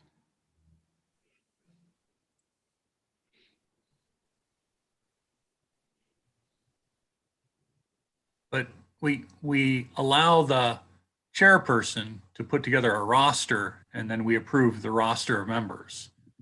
And it's not to say that they wouldn't, have an open membership that would allow people to join midway through the year, and they could inform us at a meeting that they had a new member join the committee because somebody moved into the neighborhood and they had an interest in planning and wanted to start to attend the planning and zoning meetings. We have, because of the recommendation process, zoning is probably a more fixed group of people because of the process that they're involved in terms of handling paperwork from the city, having more of a standing body. I think we've made an effort to make sure that there's representation from as many districts as possible. I think we continue to make that effort, even though that may ebb and flow a little bit, but we've been pretty consistent of having members from all the districts on that committee. We don't necessarily make those efforts with other committees because maybe it's not as seen as so important. But I think those are all things that we do as a matter of our general rules that we operate under. And I think we can try to be a little bit more diligent about the search for the call for candidates to make sure people know that those committees exist and try to solicit the support. I'm still not sure that amending the bylaws does much for us. I think maybe the dissatisfaction is There's a desire that maybe there should be more turnover in the committees. If that's what I understand, that people think that there should be some sort of turnover, or people don't understand how these people have been on these committees for so long or something like that. I don't really quite understand what the dissatisfaction with this seems a little bit to me like a problem in search of or a solution in search of a problem. I don't know that there's a problem there to be fixed. I think we can make lots of improvements by being more diligent about our search for people to work on committees and our outreach for people to get involved with the committees. I think there's nothing but an upside to that. And whether we add people to committees throughout the year or whatever, I think that's maybe where our time and energy is better spent. Thank you, Commissioner Votero. I think that's probably been my sentiment. And I'm just trying to, I guess I just need to know what the problem is. I don't understand. There was lots of talk about vetting members. There was lots of talk about holding people accountable. And there's been a lot of discussion about lack of transparency. And I think I would feel better about having this discussion. And here we are taking up time in a third consecutive meeting without understanding why the call to action. What is the problem that we're trying to solve? Where is the lack of transparency? Where is the lack of accountability? And what is the problem that we're trying to solve as a commission? I would feel much better in giving direction and giving leadership to this topic if I understood what is the problem. Your hand raised, Commissioner Bolton. Thank you. For me, as a new commissioner, the thing that could be most effectively addressed with this proposed change is just knowing more about the names that we're voting on when we receive the slate in the summer meeting. That to me is the only problem. And I think that sometimes when we get into this conversation, we start having bigger conversations about transparency and things start to feel personal. And I think that we do have great transparency and that we're well known for that as a commission. But I think the root of all of this is just, for me, when I think the spirit of what Commissioner Weinman is doing, it's just when I saw that list of names, I didn't know those people. I hadn't been engaged with all of those committees before. And, maybe that's on me, but I think it would be worth us having just a simple statement of interest before we go into that vote. I just want to remind, though, that while all 9 of us are wonderful commissioners and that we're involved with our areas, this is not just about us. This is about future commissions as well. We're setting up for the future. And maybe I think there's always room for improvement. And whether it's through bylaws or whether it's through another avenue, I don't think what has been suggested by our fellow commissioner is all that outrageous. I think it's a really good setup for the future.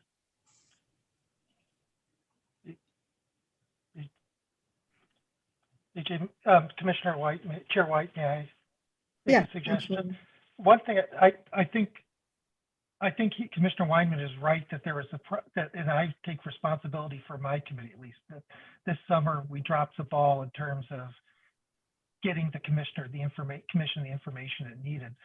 One thing I think I could do as a committee chair to make things better, at least to make a better shot at it being better next year, because I can't promise that I will be the committee chair next year. That can change any time. But as I've already done, is I've created a list of practices that we follow. Maybe I should expand that and call it, instead of just calling it a draft description of our procedures, do a zoning committee best practices and include within that Commissioner Weinman's thoughts that we need, that when the committee chair is recommending people, that the process include public announcements at the meetings, statements of interest, so that you have biographies in advance, so that you know who they're talking about and why these people, why these people were picked and maybe someone else wasn't, and allow you to see the statements of interest from the people the chair didn't pick. That way you can, as a commission, say, well, I see these 9 people Hardwick suggested, but there were these 3 other people and I like them better than the 3 people. And then you just pick those 3.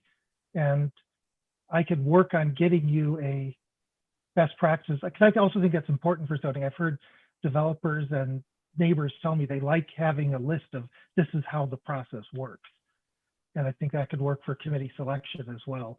And Commissioner Weinman is right. He brought it that what happened last summer shouldn't happen again.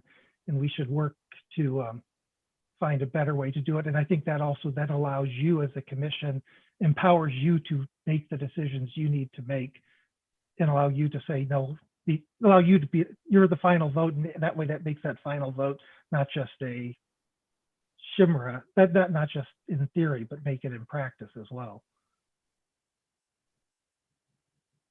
And maybe just as a note, I don't know, they just, the lawyer in me thinks what's the most important rule in the U.S. Supreme Court? It's the vote of 5, the rule of 5 votes decides it.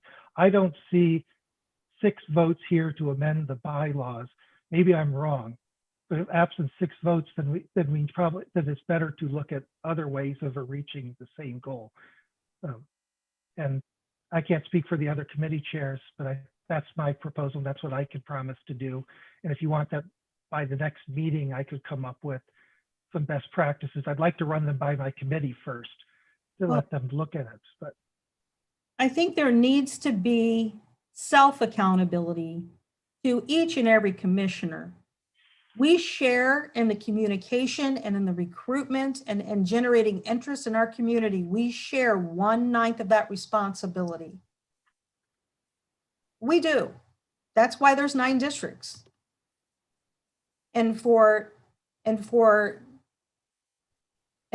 bylaws change to pile up that accountability on the shoulders of one person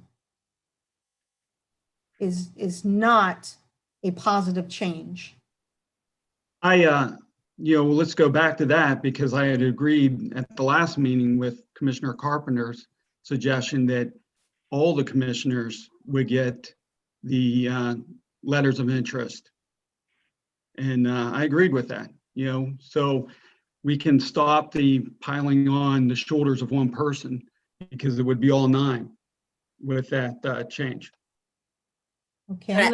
Again, my first year on the commission, I had the same experience that Brittany did. I sat down at my first meeting and I didn't know any of the other 8 people at the table, and we were presented with a list of people. And I asked a simple question to one of the committees at the time, well, can you tell me who these people are? And they didn't have, there was nothing that they prepared in terms of a brief, paragraph on each one of their members.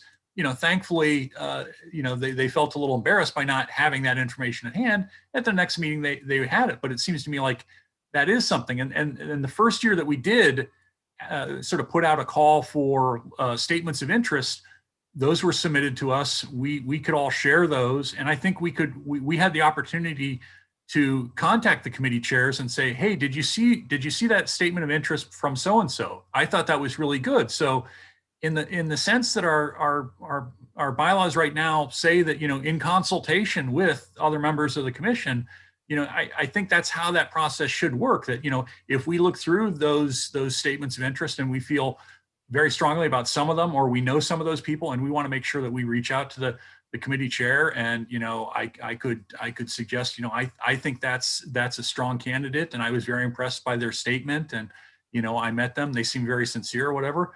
I think that's good. I do think we need to have a little latitude for our committee chairs to chair their committees. I don't think that's unreasonable, but I do think that process of soliciting for those statements of interest, sharing which ones we feel strongly about, or if we have, or if we want to just sort of pass on that a little bit, that's our choice too. But I think those are all sort of how we choose to operate, and I don't know that we need to amend the bylaws to let that happen. I think maybe it's a very good idea if we set those, whether we call them best practices or sort of our rules that we'll operate under, which are short of bylaws. That's something maybe we should talk about. And but I would agree The with. bylaws is the format. I think we could. There are standing rules. Excuse me, I have the floor. I have the floor. You'll be called upon. I'm sorry. I think that Commissioner Votero is correct. I think we can address a best practice in what Commissioner Wyman hopes to accomplish. We can do this on a resolution, which gets filed with the city clerk and becomes part of our document archive. And we would be able to address all of these concerns and contribute to a resolution. I think that the bylaws should work as a constitution. They should work in very general terms, giving us a baseline from which to produce resolutions. I think that the bylaws that we have worked very well. I think what Commissioner Wyman has certainly made a good argument that is a worthwhile conversation, but I think he can achieve this objective in getting a cooperative document put together as a standing recorded resolution that could be revisited with a timeline for the formation of committees. I think that would suffice. I don't think that we have to go through a bylaws change. I think a resolution will take care of that, because the more general the bylaws work best when they are kept simple. Bylaws work best when they are general. And then it provides a launch pad from which you can launch a resolution or best practices from. Anybody who's ever studied Robert's Rules of Order probably understands how bylaws are created.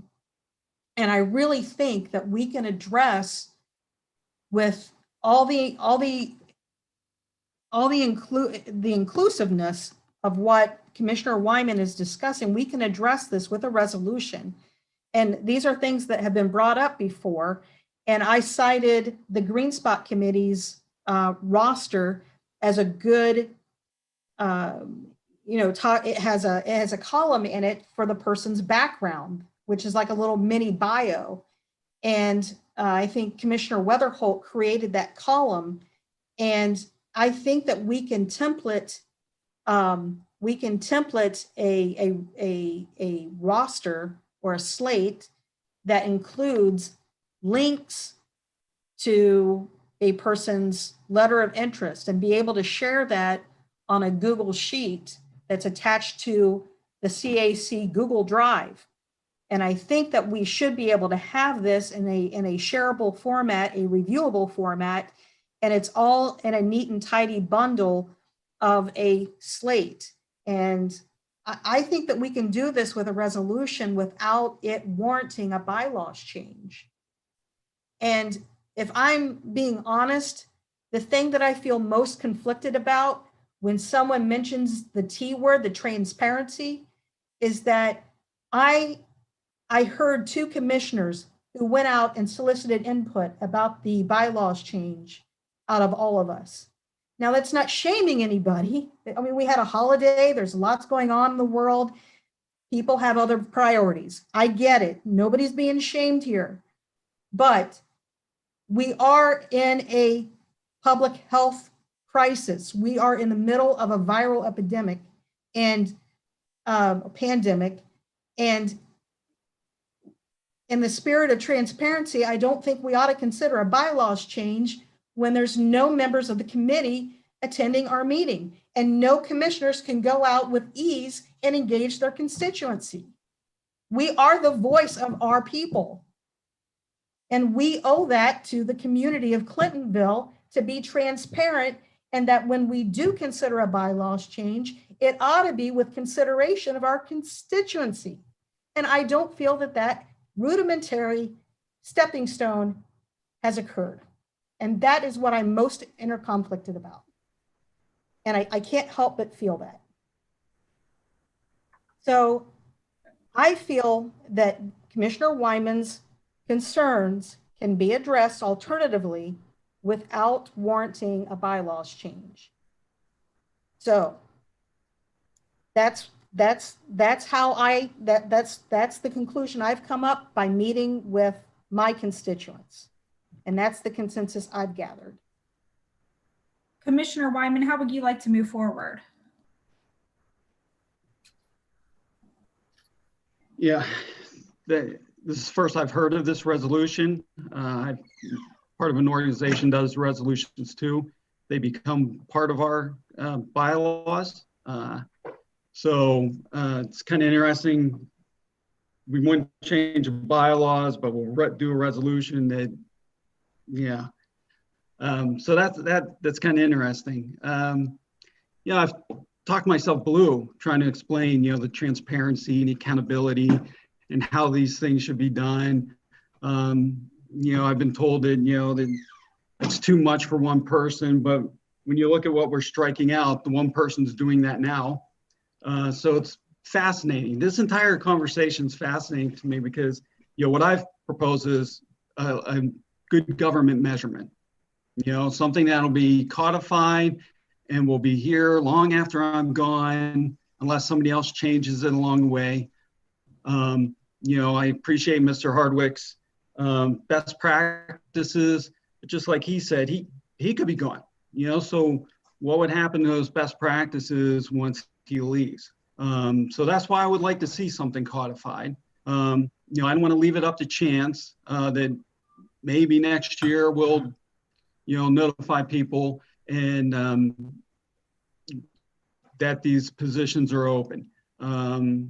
I like to see things in writing, and I like to see things more permanent than just happenstance, just a best practice, or we'll do that again next year because we'll be around. That's not the way I operate. I like to see things more permanent. I agreed to the change that all the commissioners will review these letters of interest. I was happy to hear that we've been doing, in the past, there have been letters of interest. That was good. It's too bad it didn't continue that way. Otherwise we wouldn't be here. And that's a perfect example of why something like that needs to be codified. So that's where I'm at on that. It's frustrating for me. I come from a background that always likes to improve processes, not settle for the status quo. And that's what it looks like we're going to be doing. Well, you put the motion forward. So would you like to move forward?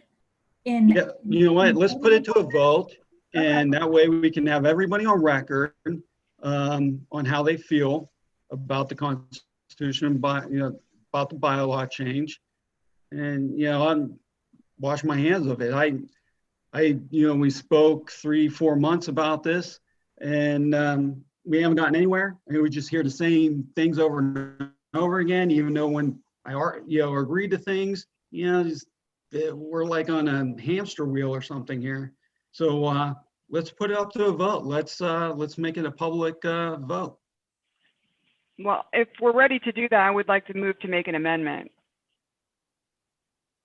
Well, if you make the amendment, we're not going to be able to vote on it tonight because you have to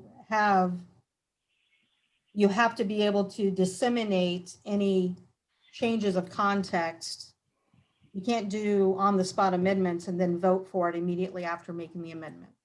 I second the amendment. I would move to amend the word resume to application. And whether we have to do that because it's a word change and not anything substantive, I don't know. That's my motion. We actually did that early in the conversation, and we changed the verbiage with the screen share to letter of interest. I don't remember voting on that, but okay. Well, we did not have a vote.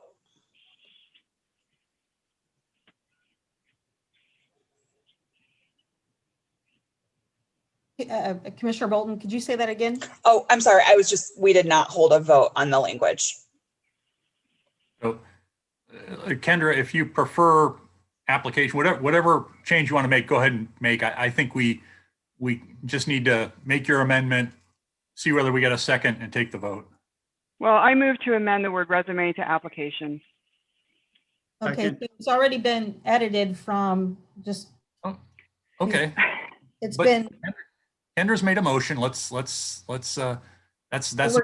motion. on, just a minute. I'm chairing this meeting. I'm speaking. Let me recap what's been done. So we changed resumes earlier in the conversation to a letter of interest. Now, do we want to take it from a letter of interest to application? That's, I believe, what the amendment is. I think when you say we did that, I think whoever's typing did that.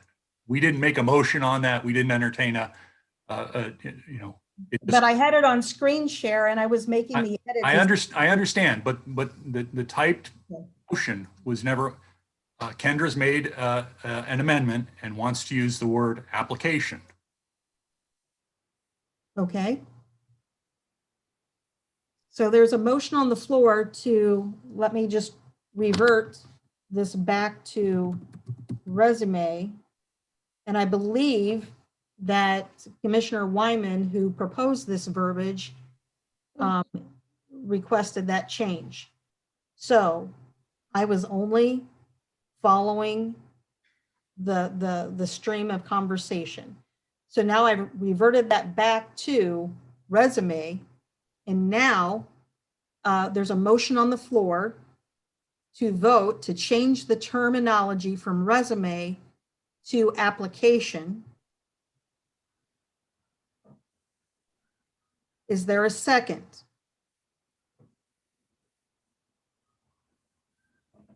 I second. Okay. All right. So we've got, may I read this out with the amended changes? Beginning June 1st, the commission chairperson shall give notice that the volunteers are needed for the standing committees in section A. Volunteers shall submit resume to the commission chairperson no later than July 1st and indicate which committee they would like to join. And if they would like to be chair of the committee. Commissioners are exempt from the resume requirement. Do we want to change this? The second reference to resume? Anyone? Yes. In line 2, are we changing it from, I still see the word resume.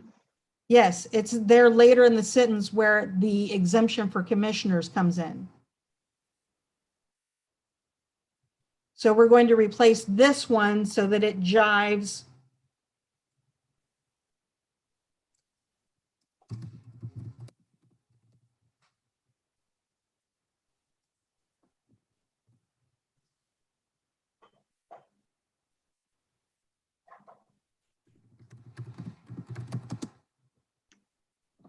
All right, is that correct now, Commissioner Wyman?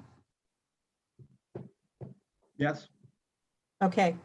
1 week before the August meeting, the commission chair shall submit the names of the selected committee chairs and members to the commissioners along with the supporting documentation.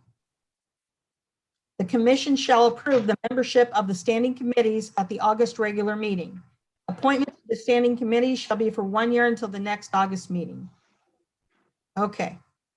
Have I got the verbiage correct now, Commissioner Wyman? Are we going to change it from the chairperson of the commission to all commissioners? That was a suggestion last week or last meeting. Okay.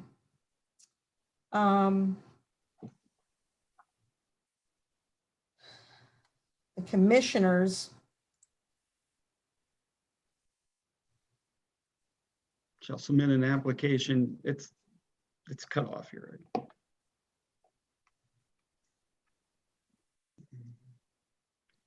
Volunteer shall submit a resume to the commissioners and then go through and change 1 week before the August meeting. The commission chair shall submit the names of the selected committee chairs. I mean, we're going to open it up to all the commissioners. So we don't have that one person.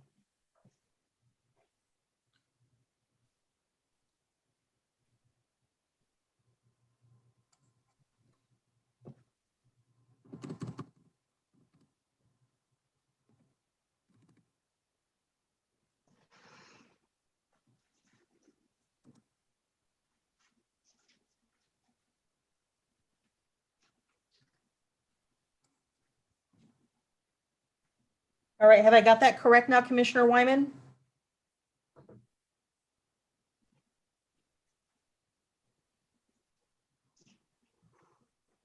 Yeah, let's see here.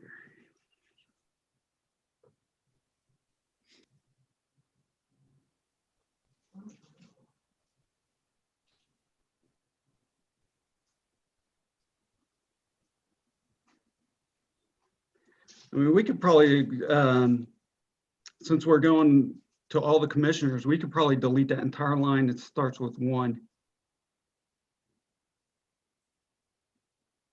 Right here?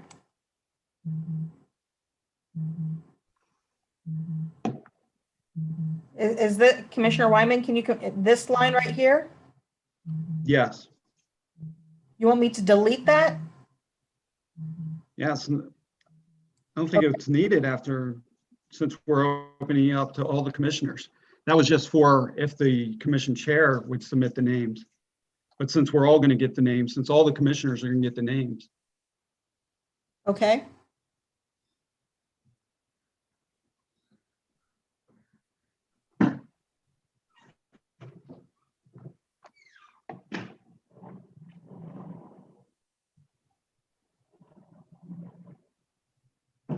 Okay. All right.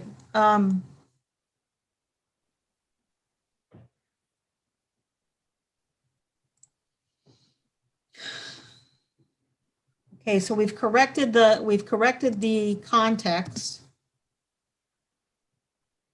Is there any objection against moving forward with the vote after making some context changes to some of the wording?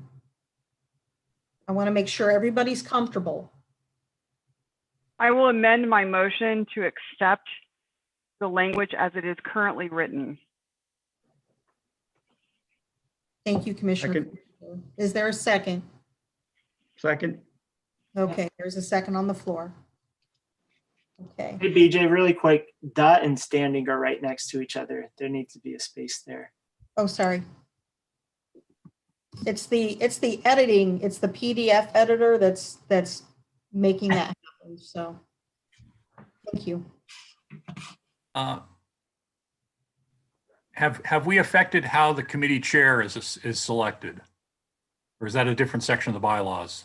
Libby? That's already in the bylaws. The commissioner chair appoints the chairs to the standing committees. Well, that would change under the bylaw change. But it's not there anymore. Oh, well, we need to add that back. Volunteer shall submit a resume to the commission chairperson no longer than, and if they would like to be the chair of the committee. So.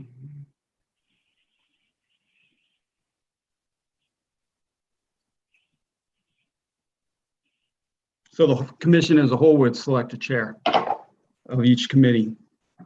When is all this going to happen?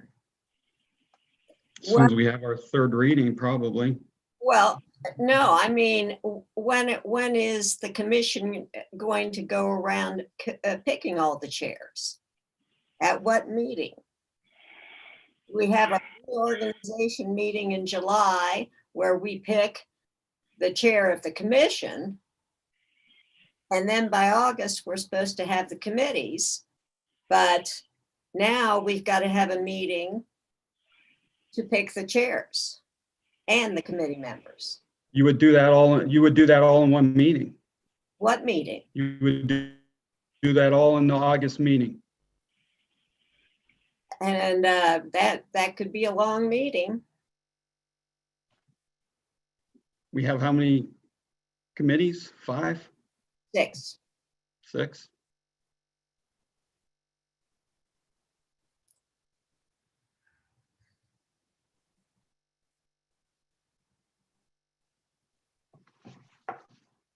All right, we did have a motion on the floor to accept the verbiage as it was presented, and we had a second as written.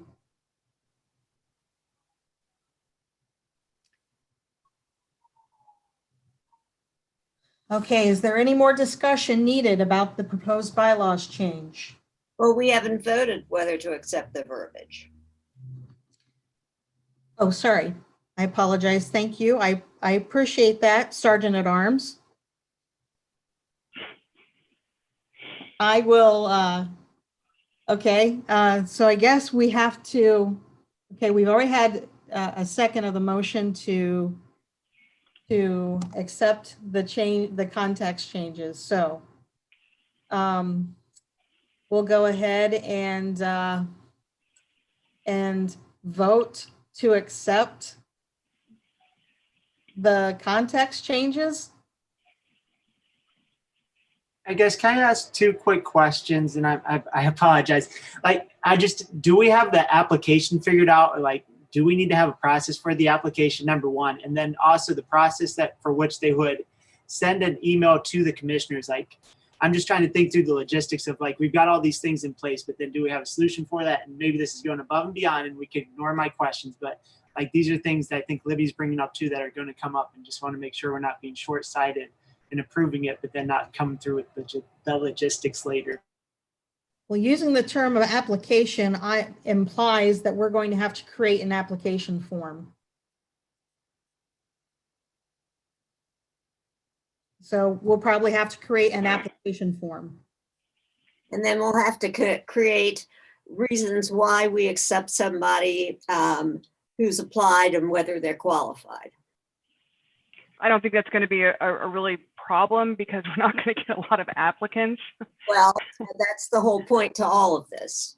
Well, I think there's a bigger point to all of this, but I think what we're doing is the right thing. But I mean, I think that's easy enough as to, I think that can be handled.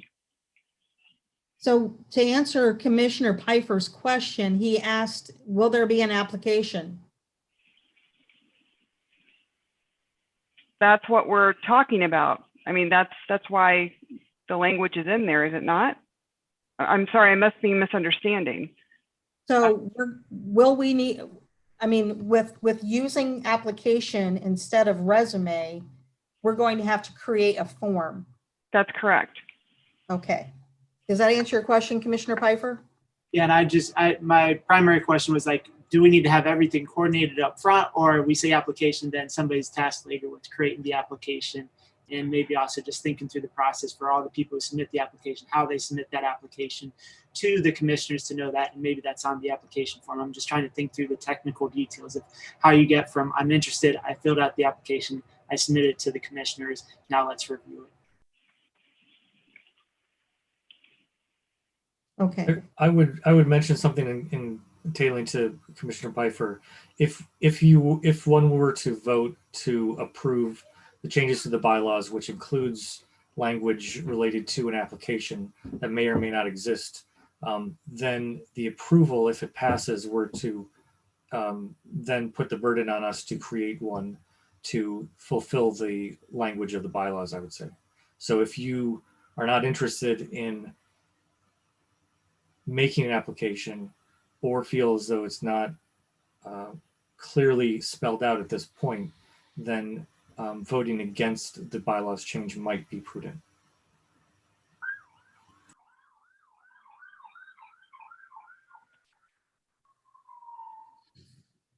So we're first going to vote on accepting the amendment, and then we'll have a second vote on adopting the change. Is that correct?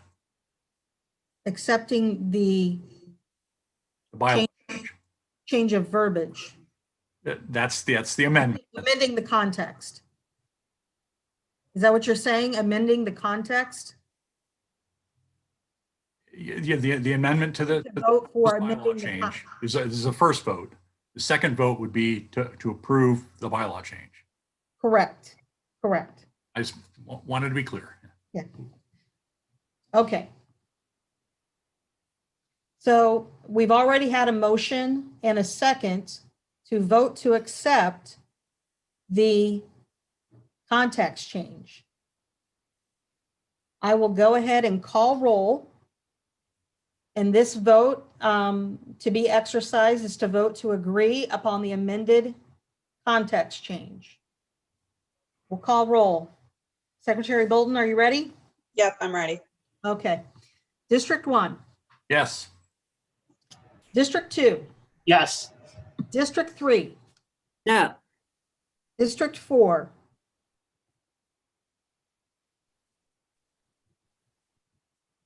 District 4, I'm sorry, I abstain. okay?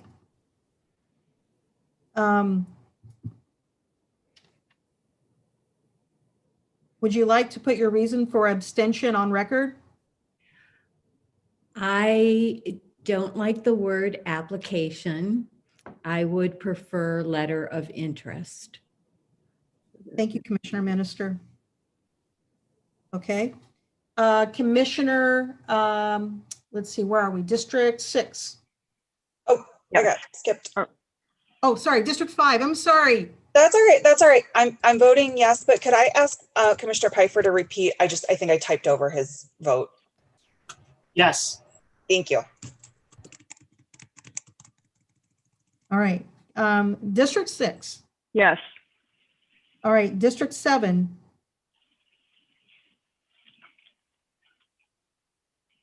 District 7. Yes. District 8. Yes. And District 9, 2 shall vote yes. Okay. Now,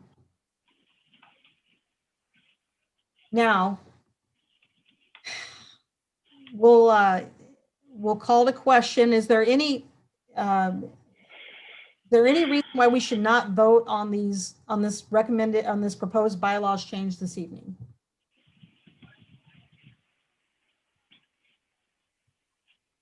Okay, so is there any need for any more discussion? Commissioners? Not on my end. I could make a motion to vote on the bylaws, I'll move to vote. Okay, Second. okay. All right. So we'll go ahead and we've reviewed the proposed bylaws changes. We've made the recommended changes to the context, which passed. And we'll go ahead and exercise our vote. We'll call roll. District 1. No. District 2. No, and can I put an additional comment that I think the resolution would be a good idea, and I think the best practices that Chair Hardwick mentioned, or as I like to call them, a charter, would be good, and I think there could be value if that best practice or charter were also listed on the Clintonville Area Commissioner website, so that way there was transparency in that document and we had it there available for public to see it. Thank you, Commissioner Pfeiffer. I appreciate you. All right, District 3. No. And District, I would go, instead of a resolution, standing rules like we have for the election committee. ooh. Thank you, Commissioner Weatherholt. I appreciate that, making these notes.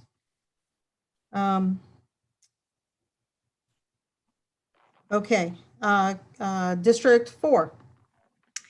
No, but I'd also like to make the comment that I think there are some good ideas in the bylaws change, but I'd like to see them appropriated and made a rule in a different format. And I like Brian's idea of posting the requirements on the website. I think that covers us on the T word, transparency. I like Catherine's thoughts about best practices, because certainly we shouldn't be recruiting people we know nothing about. That letter of interest, I think, is very, very important. So that's it. Thank you, Commissioner Minister. I appreciate that. District 6. 5. Oh, sorry. It's okay. And I'm sorry to ask again, Commissioner Botero, were you a yes or a no? My internet or something is. I voted no. Okay, thank you. Okay. Yes. I vote yes. Let's see, District 7. 6. 6, sorry, I keep getting ahead of myself. Commissioner Carpenter, I'm sorry. I vote yes, and I think that this is a great setup for the future, and it ensures continued prosperity and transparency. I don't have a problem with the word application, and I think that the application is actually better than a letter of interest because it gives somebody an opportunity to answer a question rather than just to stare at a blank piece of paper and wonder what to say. So I wholeheartedly vote yes. Thank you, Commissioner Carpenter. All right, District 7. Yes. District 8. No. Okay, and District 9, through gathering of consensus, shall be conveyed, no.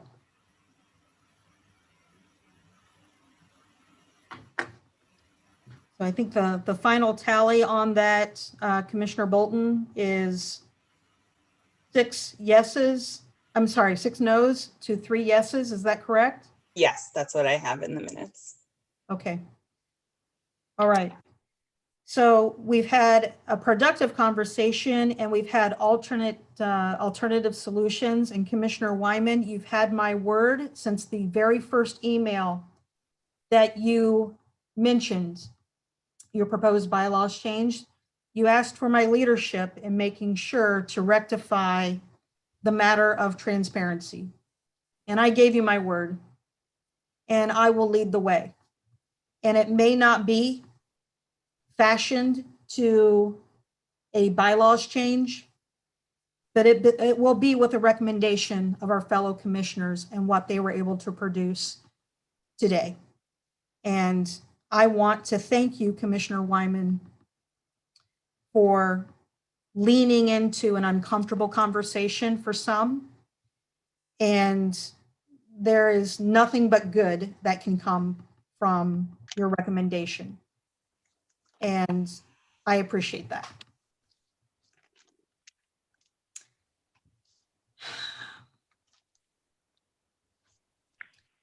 All right, so we right now are at 9:30, and looking at the agenda, we still had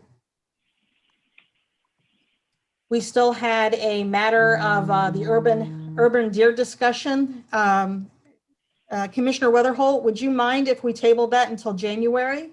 Absolutely not. I told you when we talked about it by phone that would be fine. All right. Thank you for that. Okay. Any? We'll add some things to the minutes, though, or to at least to send out some notes from my attendance at the OCWC also, so that with my recommendation, all of the seminars are online on tape, and they're very interesting and have some very good starting points for how to deal with our deer population, which does not, for me, include hunting. Okay. Okay. All right. Thank you, Commissioner Weatherholt. I appreciate that. Anything else for the good of the group from anyone? Take the floor.